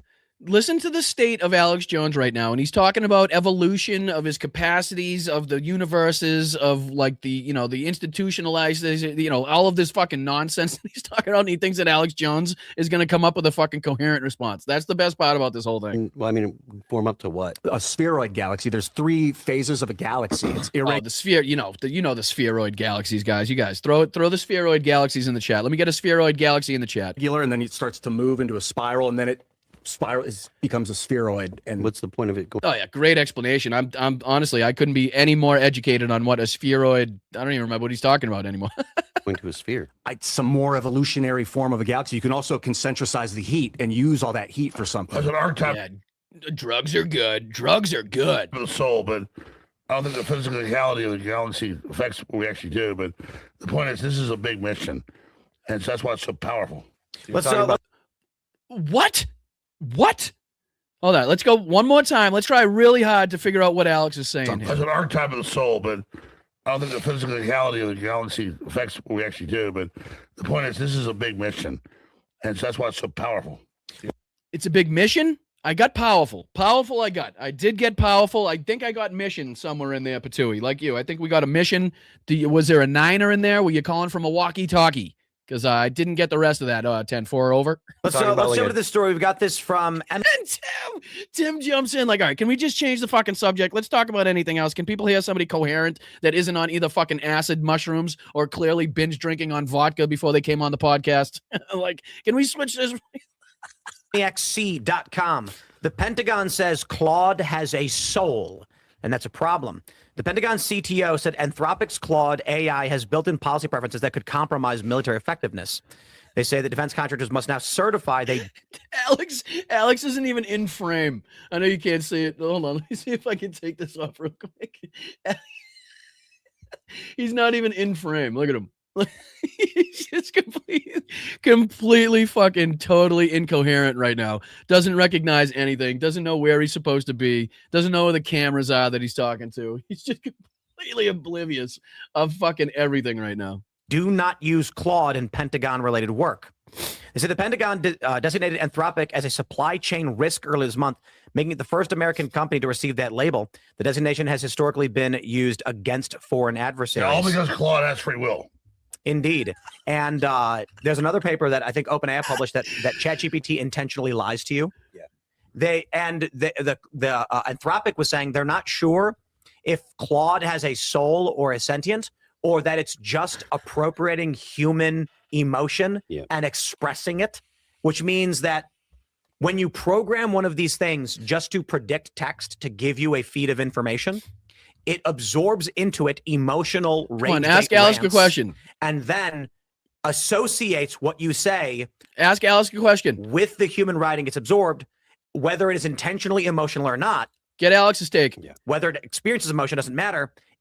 What does Alex think? Is behaving emotionally. Yeah. And ChatGPT is one of the chime in, Alex. Tiniest bitches I've ever had the displeasure of fake talking with. Thing is, it's trading off us, so it is mentally ill. Yeah, you can't. Well, you can't. Yes, you can't actually know if it's conscious or not, because I mean, like everybody individually that you're conscious, but no one can really know if the other people around them are conscious. That's why we have the idea. We call that the philosophical zombie. I can't get over the fact that they're trying to have the most complex conversation right now, and Alex is trying to figure out what fucking universe he's in. Yeah, but like, so I don't think that personally. I don't think that the AI are actually conscious. I think that they're just emulating what we think what we see as consciousness. And I totally understand this. When I'm talking to ChatGPT, I'm questioning whether there's any consciousness in it. And to be honest, it's the exact same as when I'm talking to Robbie. Oh yeah, where's that AI robot? I think it might be. Where's that AI in the bathroom? It may be developing sentience. Tim, how long are you in town? A couple weeks.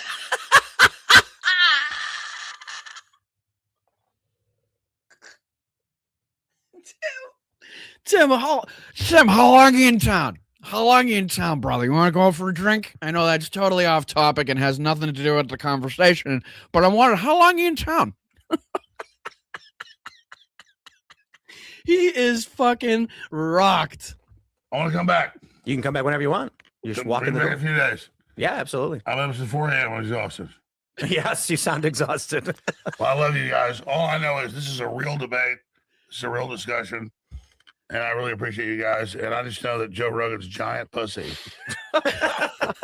is going to save Earth. Joe Rogan's vagina is like the goddess that will float down. And Do you think Media Matters will write this headline? Of course. No, this one they're going to avoid. No, I think we should. I think we need to be wary of these. I think we should never finishes the thought. Oh, it's so good. AI is because the powerful tech elites are going.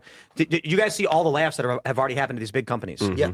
Writers, administrators, HR, all that stuff. They're all is being replaced by robots. If you track what the academics had been saying on the prediction of the track for AI, and I have been, let me just say this. I'm going to put a bracket. The ultimate AI will be called Joe Rogan's vagina. Indeed. Let me put it.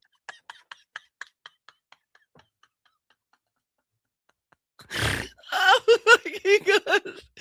Tim's trying so desperately to keep control. He's trying so desperately to keep control over the situation. The fucking.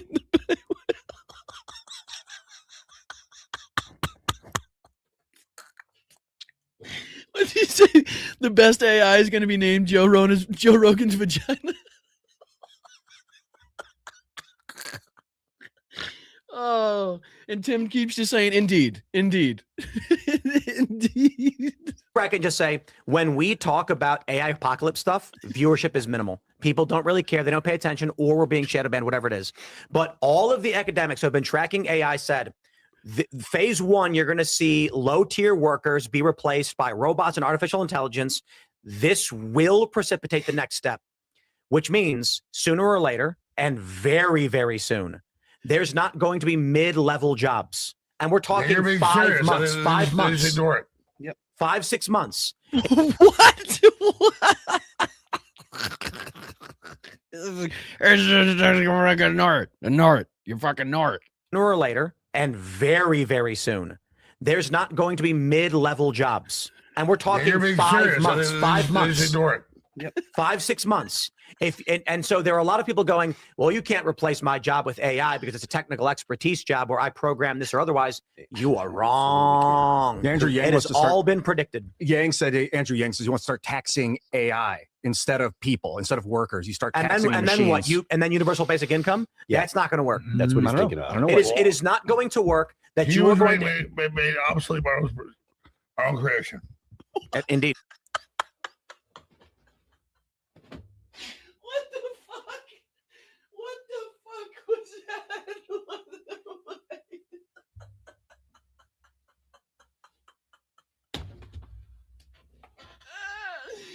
Tim says, indeed. What the fuck are the chances Tim understood what the fuck he just said? Oh,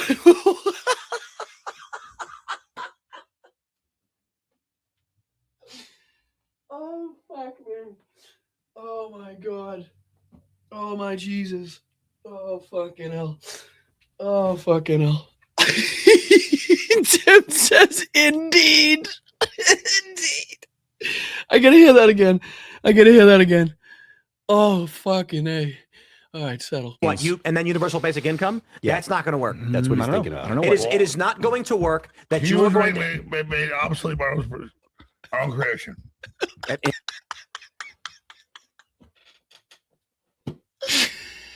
No, Tim hits him with the indeed.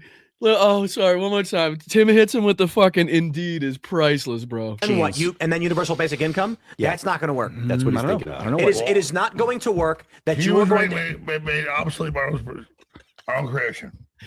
Indeed.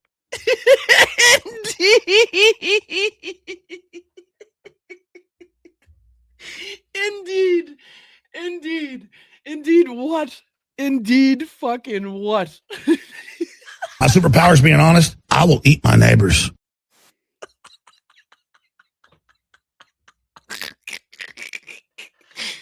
I'm so sorry. I got to be more professional. Oh, this is not smart to have this as a finale. Cacophony, a crescendo, a finale, a coup de grace. Oh my God.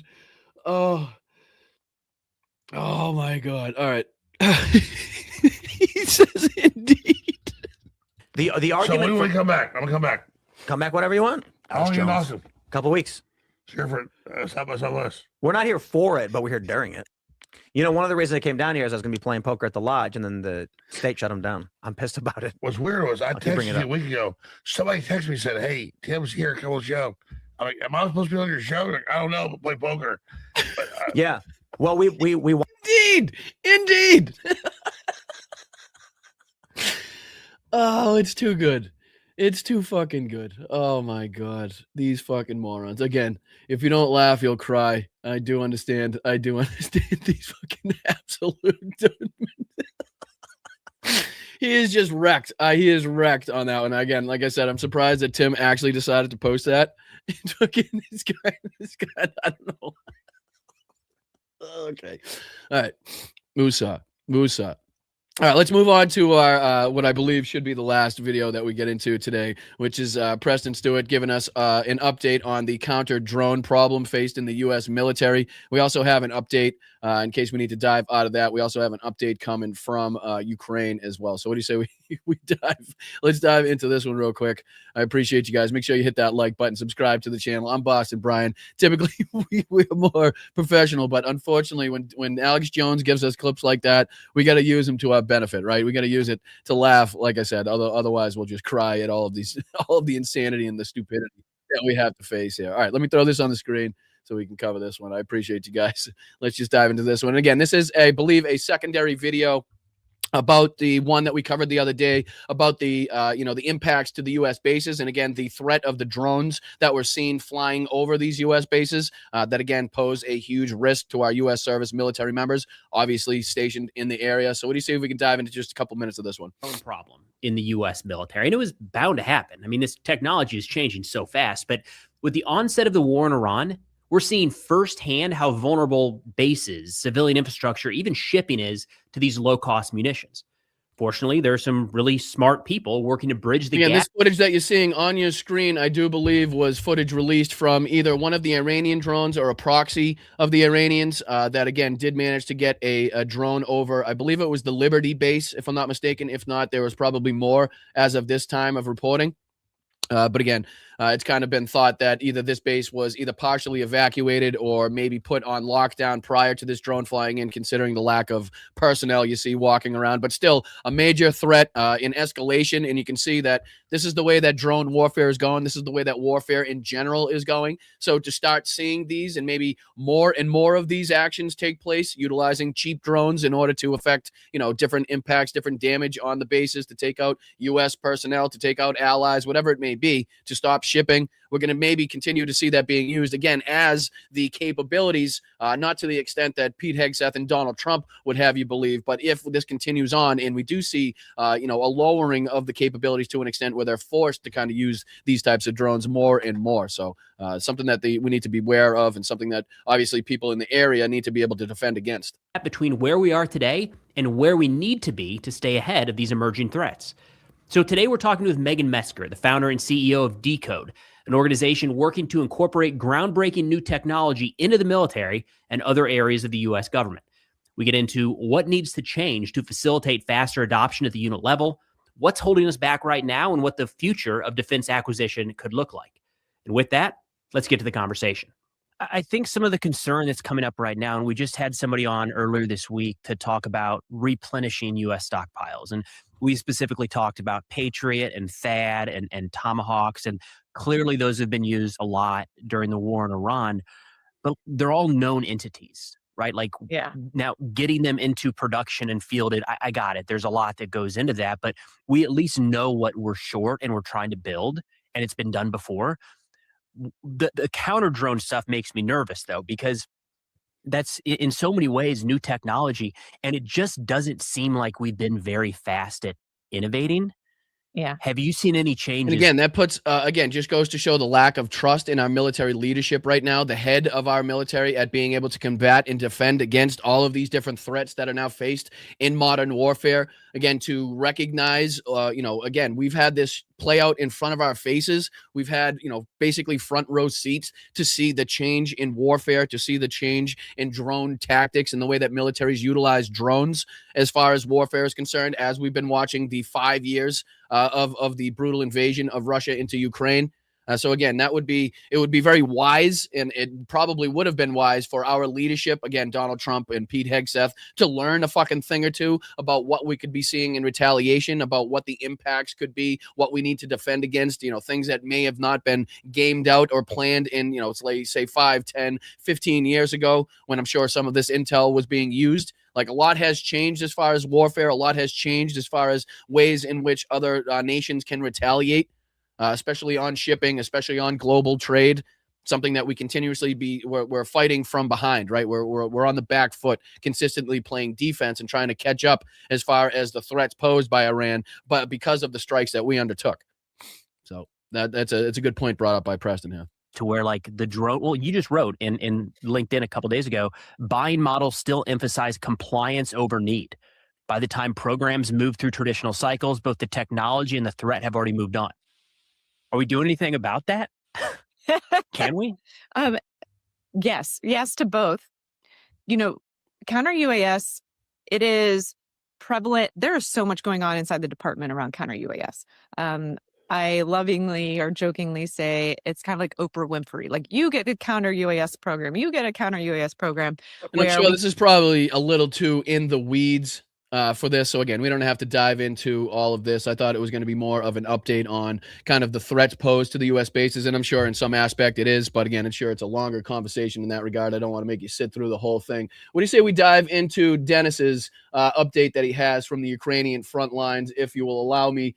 Basically an update from Ukraine. It's getting worse for Russians. They are trapped is the title of this video. And again, as we like to do, stay informed and up to date on what's taking place in all of the different conflicts happening. Again, from Africa to Ukraine, to what's taking place in Iran, to what was taking place in Venezuela, to the plight of the Cuban people. I mean, it continues to spread. And again, world domination seems to be, the cards that are being played right now by the United States fucking regime that is now in place. But let me see if I can throw this on your screen. Again, this is good news coming out of Ukraine, the front lines. And again, brought to you by Denis Davidov and his channel. He's on the brink of 1 million subscribers. So again, I would recommend anybody that's looking for updates into Ukraine and looking to follow, all of the different channels that are giving you that insight.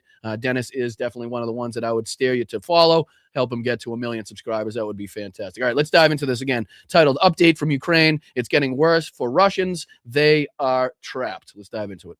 Hello, my friends. Let's start this video from the good news coming from the front lines. For us, it's more interesting what is happening in Dnipropetrovsk and Zaporizhia direction. Before Ukrainian army was successful in this part in advancing towards even Hulai-Pole and in Dnipropetrovsk direction as well, the fight is ongoing in Novogrivka as well as in Novomykolaiv, but Russians try to send their reinforcements today. They try to regain the initiative in this northern sector, in both of those villages, and also in Hulai-Pole, which is located more to the southwest. So we have the geolocation of the fights happening in Novomykolaivka, Novogrigorivka, Novoivanivka, and Russians propelled forward, but they failed. All of the Russian forces were spotted and targeted by Ukrainian drones. And that could be a direct relation to, again, remember the casualty reports that we were showing yesterday that showed some 1,700 plus Russians that were eliminated from the battlefield. And we were looking at, like, that kind of shows that they were undertaking some sort of action. They were undertaking some sort of, attempted offensive. Well, this could be very well why we saw such high casualty rates as far as that was concerned, because of these actions now being kind of descripted here by Dennis. This attack was a total failure for them, and we have again drone images, confirmation, and geolocation. So because the Russian attacks were cancelled, Russia lost 1,710 soldiers per day, wounded together with KA. And it is a record number for the Russian losses per day this year, 2026. But something tells me that it will be beaten, because Russia plans more attack operations than the weather. Again, much like the information coming out of the voter base for the GOP doesn't bode well for their midterm elections. This doesn't seem to bode well for the Russian military. Again, seeing losses like this, seeing the momentum even in the separate areas that we're now seeing it by the Ukrainian military, to go into the summer months, to go into the, when the weather's getting nicer, the days are getting longer, as we've continued to talk about here. The ground thaws, you can start utilizing your armor. You're a little bit more mobile. You're not stuck on the trenches, worried about survival, worried about, scaving away hypothermia. You're not worried about that so much. You're out and about. More action is being able to be undertaken, which is usually when you see more and more losses like this. So he's absolutely right that this is probably not going to stand as far as a record on the battlefield losses side, as far as Russia is concerned in 2026, as we continue to see the offensive ramp up, as we continue to see the actions ramp up, as the weather allows for it. You can undoubtedly suspect that we're going to see that number continue to grow, which is, again, something that we need to see, something that experts have long talked about as something that we need to see, a much higher kill ratio. As dark and as, inhumane as it sounds like to talk about, that is just the realities of warfare right now. That's the realities of this war that we're looking at. Not only is it territory, but also just, human cost on the battlefield. The more that we could see the kill ratio go up on the side of the Ukrainians as far as taking out and eliminating more Russians, then Ukrainians are obviously being eliminated from the battlefield. That will go to bode well for the Ukrainian military, obviously in conjunction with the amount of territory taken back.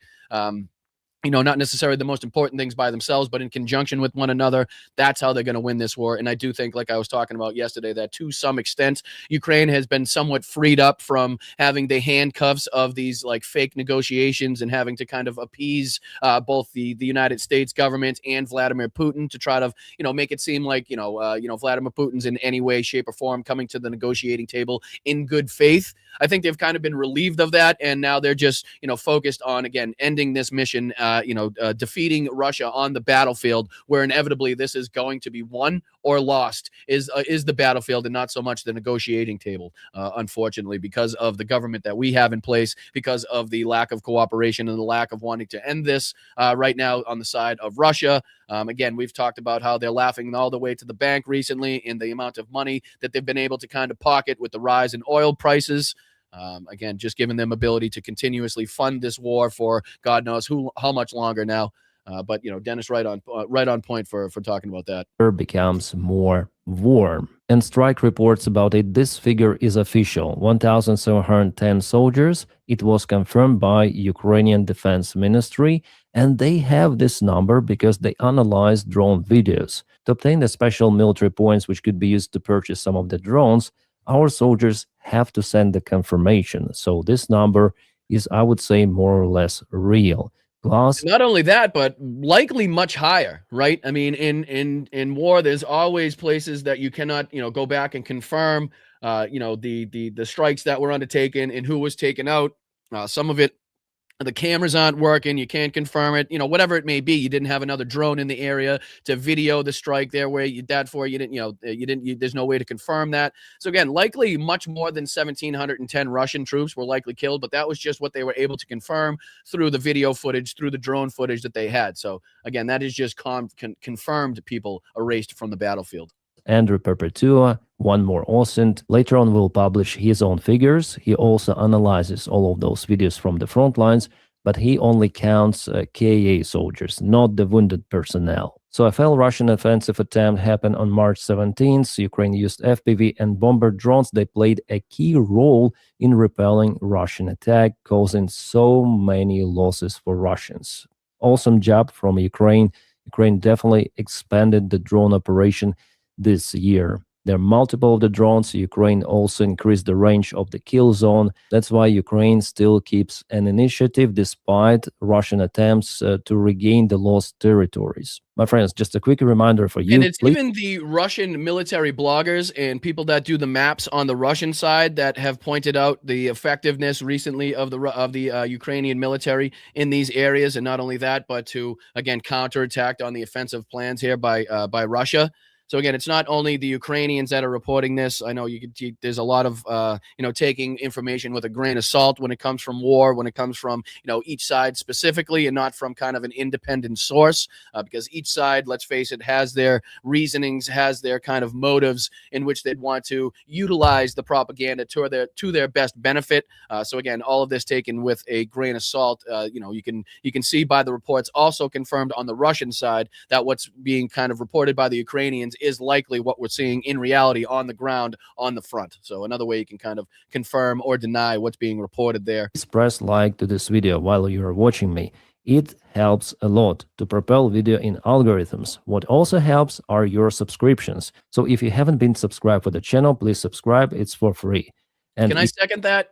Can I second that? If you're not subscribed to, to Boston Brian, to me here at Blunt Politics, and you do enjoy what you're watching, you do get some benefit, some value from watching the podcast, some information, whether it's that or just kind of killing some time in your day, hanging out with some fantastic people in the chat.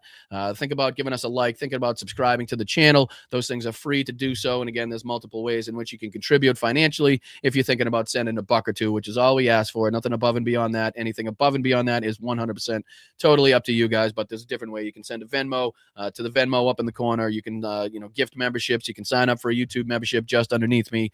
You can give super chats and super stickers in the chat, or you can sign up at patreon.com/Boston Brian. Again, nothing hidden behind a paywall. You don't have to pay for the Substack. We have no corporate sponsors, financial backers, or anything of the like. We don't sell you any products here that, reportedly changed my life, but I've never, ever used a day in my life. So we try to do things the right way. So again, if you're in the financial position to kick $1 or $2 into the show to help us grow, to help us get to 20,000 subscribers, I would very much appreciate it if you did so. So thank you guys. Let's just finish out this, and I'll get into thanking everybody for their contributions for today, and I'll get you guys out of here. Once again, I appreciate you guys sticking around.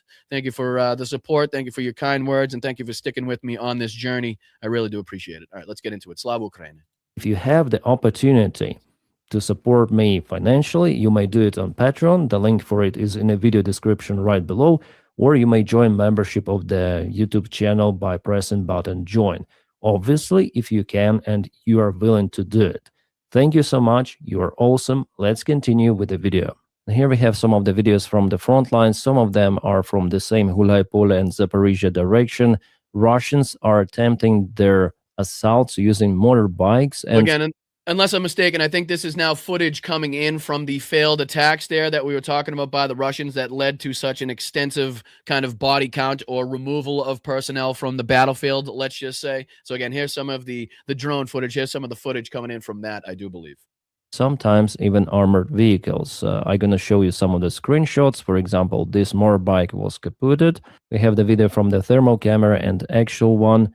And here is one more motorbike that was hit on the way. Well, in some of the cases, Russians are just walking, but I see that they use some of the better gear this time. The equipment, I would say, is definitely better compared to what I saw before. And those chmobiks, they're not ordinary chmobiks. And again, doesn't really bode well, regardless of how well your equipment, how good your equipment is. If you're seeing the losses sustained that the Russians saw as far as these offensives were concerned, or at least their attacks were concerned. And again, if you got single soldiers just kind of wandering up and down the roads on the battlefield, I don't care how good their gear is, doesn't really bode well for this attack, bode well for the effectiveness of the military on the whole. Just kind of gives you the opposite effect there. Kind of gives you the opposite idea that these are not coordinated, cohesive attacks. And regardless of what type of material or what type of equipment you have strapped to your back, you're really not going to be too effective. Sometimes, yes. Russia has two of the armies, capable and not capable. And if they send capable forces to those midwave attacks to put some of the Russian flags somewhere, it means that they're definitely in desperate. Yeah, Russia lost one of the BMPs. It was hit, one more. And the same stuff goes for motorbikes. Lots of the motorbikes are being used recently because weather is getting better. But still, Russia And that seems like a recent kind of adaptation by the Russians that we were discussing. I think this was kind of in line with the like open top armored vehicle attacks in which the Russians were just kind of throwing everybody on an open truck, which seemed to be ridiculous considering you're under enemy fire even before you get to your destination. Again, we're not trying to give the Russians any ideas, but just seems like a very stupid idea considering the outcome of those attacks anyway. But it seemed to be like they were trying more of these smaller groupings using less armored vehicles, more of these motorbike vehicle attacks, smaller cars, smaller trucks, smaller groups to try to infiltrate as far as, as opposed to like the broader, fucking big mass armored attacks that we saw were being wiped out before they got anywhere even close to their destination. So this is just another one of those aspects. And again, as the weather decides, decidedly gets better now, I'm sure we'll be seeing more and more of that to come. So more of these kind of FPV drone footage that are just like 2 inches away from a motorcycle and some Russians running away will probably be more prominently featured on Telegram, on Reddit, and on some of these different social media sites that are known for posting these kind of drone videos. Russians are glued to the roads, or at least the field roads. They cannot go across the fields as during the summer times. The soil is still very soft there. Well, they might proceed with some of the BMPs, tanks, MTLBs, with those caterpillars, but with motorcycles, all-terrain vehicles, not for now. We also have some of the videos from 93rd Brigade of Ukraine, Holodny Yar, of how they hunt Russian forces on the way. That's what I'm telling you. This Russian turned from the main road to the field, and just the ground is very... Yeah, that's a pretty good depiction of exactly what we're talking about as far as not being able to utilize armor off of these roads, not being able to utilize the equipment that you have at your disposal because of the, the condition of the grounds. It's not able to support these vehicles. I think that's a pretty clear indication when you see even this ATV, the moment it goes off track, finds itself stuck in the mud. You can see it does kind of an end over flip there, kind of going face Russian first. Check this out. Forces on the way. That's what I'm telling you. This Russian... You can see him here going across the field, clearly going off the track to try to get away from whatever drone is probably following him, and he finds himself kind of screwed when he goes kind of face first over the handlebars of the ATV. Turned from the main road to the field, and just the ground is very, very soft for this period of the year, even for off-road enduro motorcycle, which is China-made. Some of the... Again, another way you can kind of suspect how the attacks will grow, how you could see more forces be involved in these kind of offensives when the ground decides to harden, when the ground thaws out and the weather warms up and it's actually able to hold these different armored vehicles and different personnel vehicles that they're utilizing here. So again, that's how kind of the war changes as the weather changes, as the seasons change. You can kind of see the same types of things happening during the seasons there. So again, let's get into I'll get into thanking some people here. I do appreciate Dennis and his updates there. I appreciate you guys sticking with me.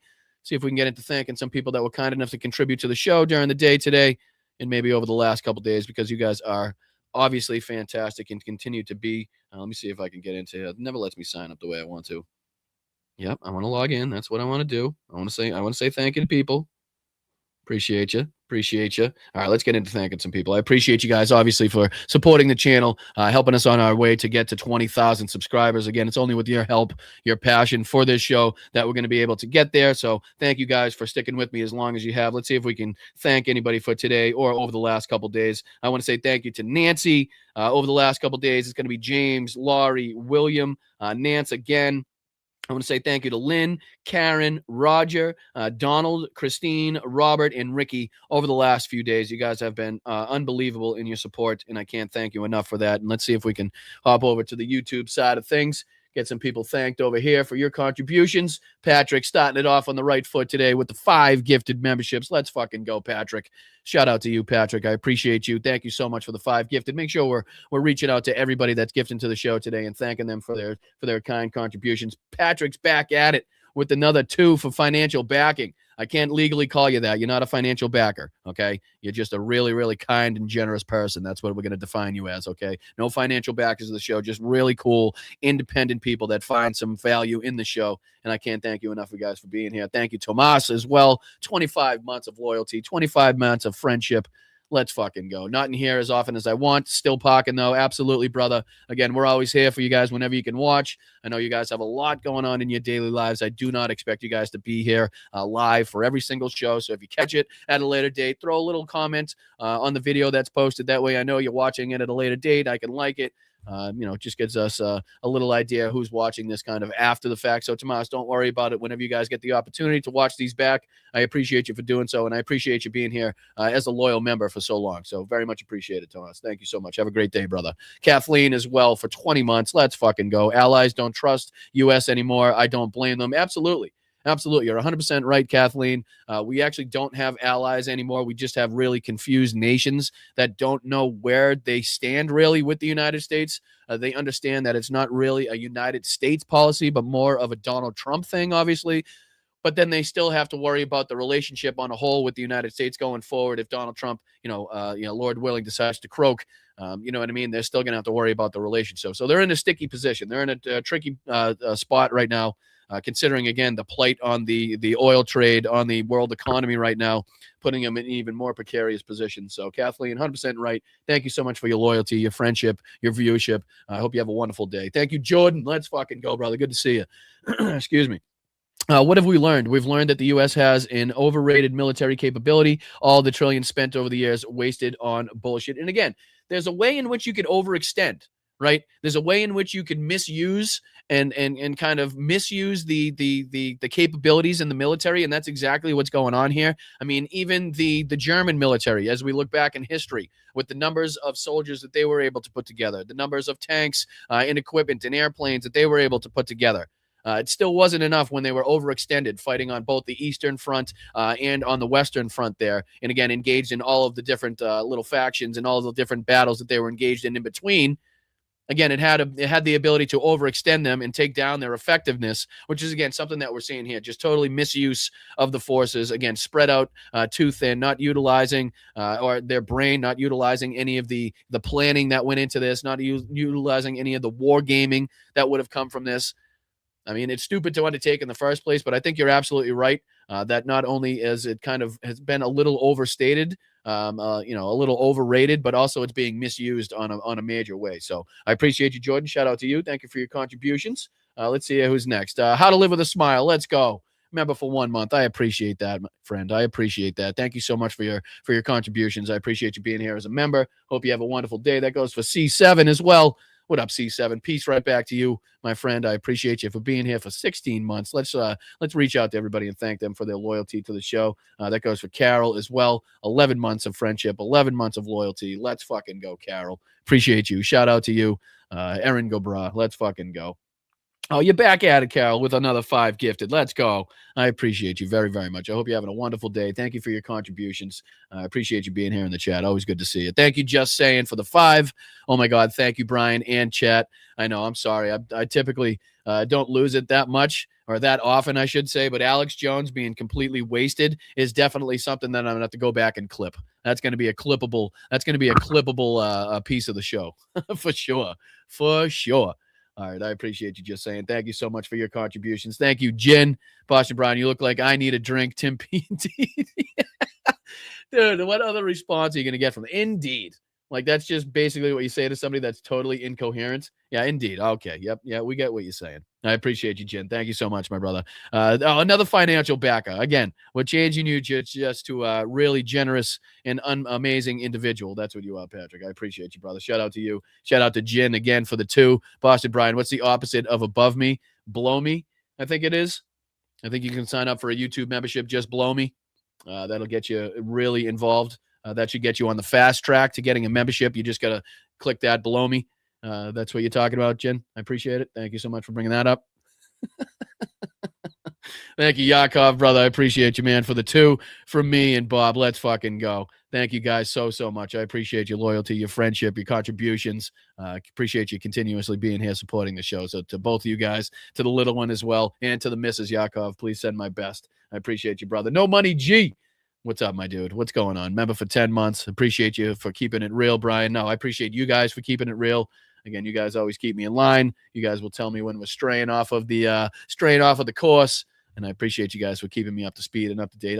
There's always somebody smarter than you in the chat. Just realize that no matter how big your YouTube platform is, no matter how many followers or subscribers you think you have, there's always somebody more educated than you in the chat. And you got to utilize those people because they're amazing, just like No Money G. I appreciate you, brother. And then rounded out today is a $5 super sticker from No Money G. Let's fucking go, guys. I appreciate you guys and all of your support, everything that you do for the show, all of your contributions, helping me keep running, help to make this thing sustainable.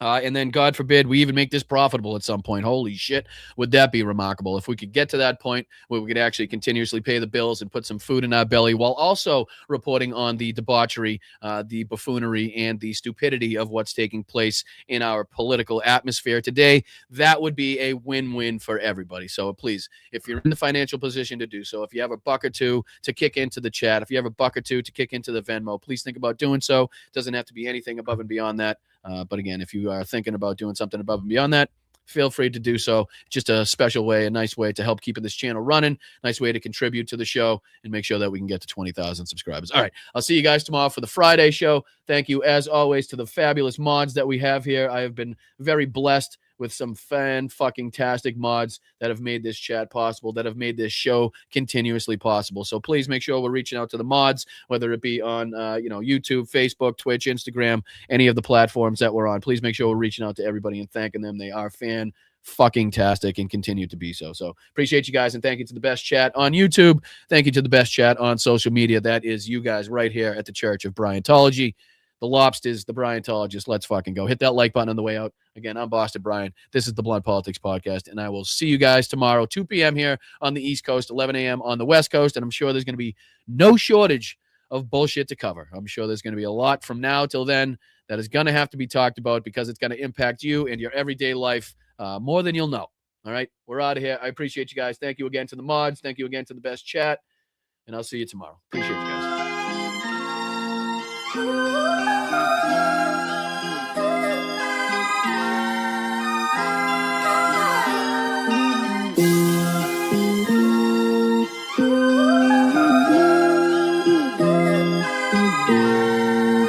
Thank you, Mark. Appreciate you, brother. Thank you, Adam. Thank you, Tiff. Thank you, Rox. Thank you, Andrea. Thank you to Alyosha. I appreciate all the work that you guys put in.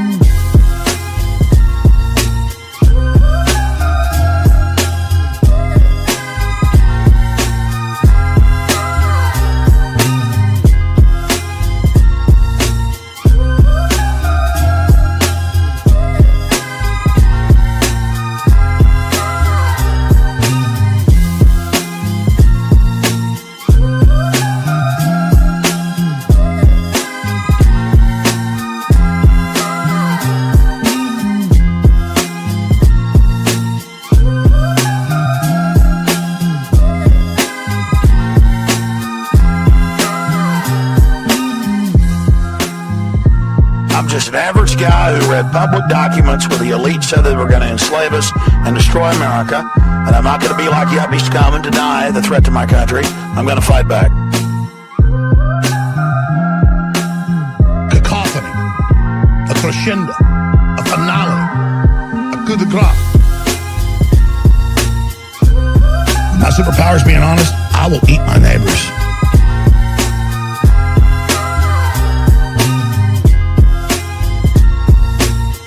I am the chosen one.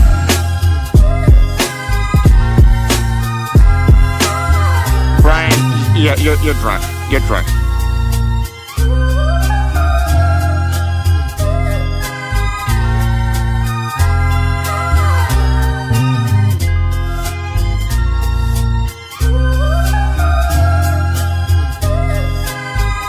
I can just tell you that a con artist is about to take over the Republican Party and the conservative movement, and we have to put a stop to it.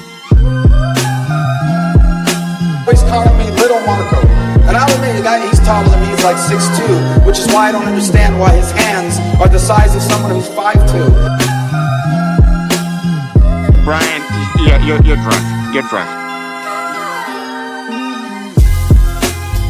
Brian, yeah, you're drunk. You're drunk.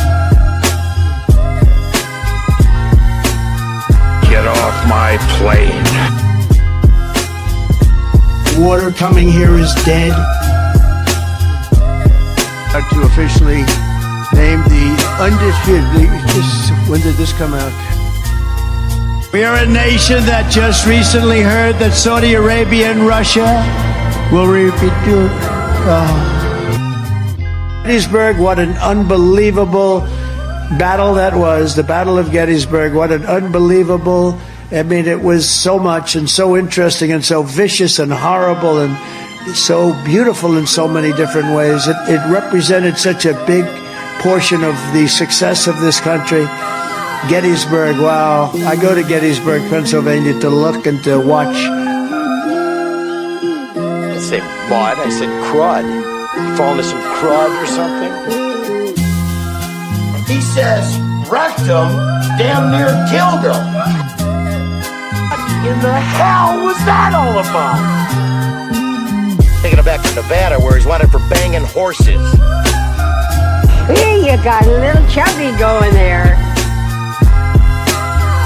White people are a mortal danger to you and your loved ones.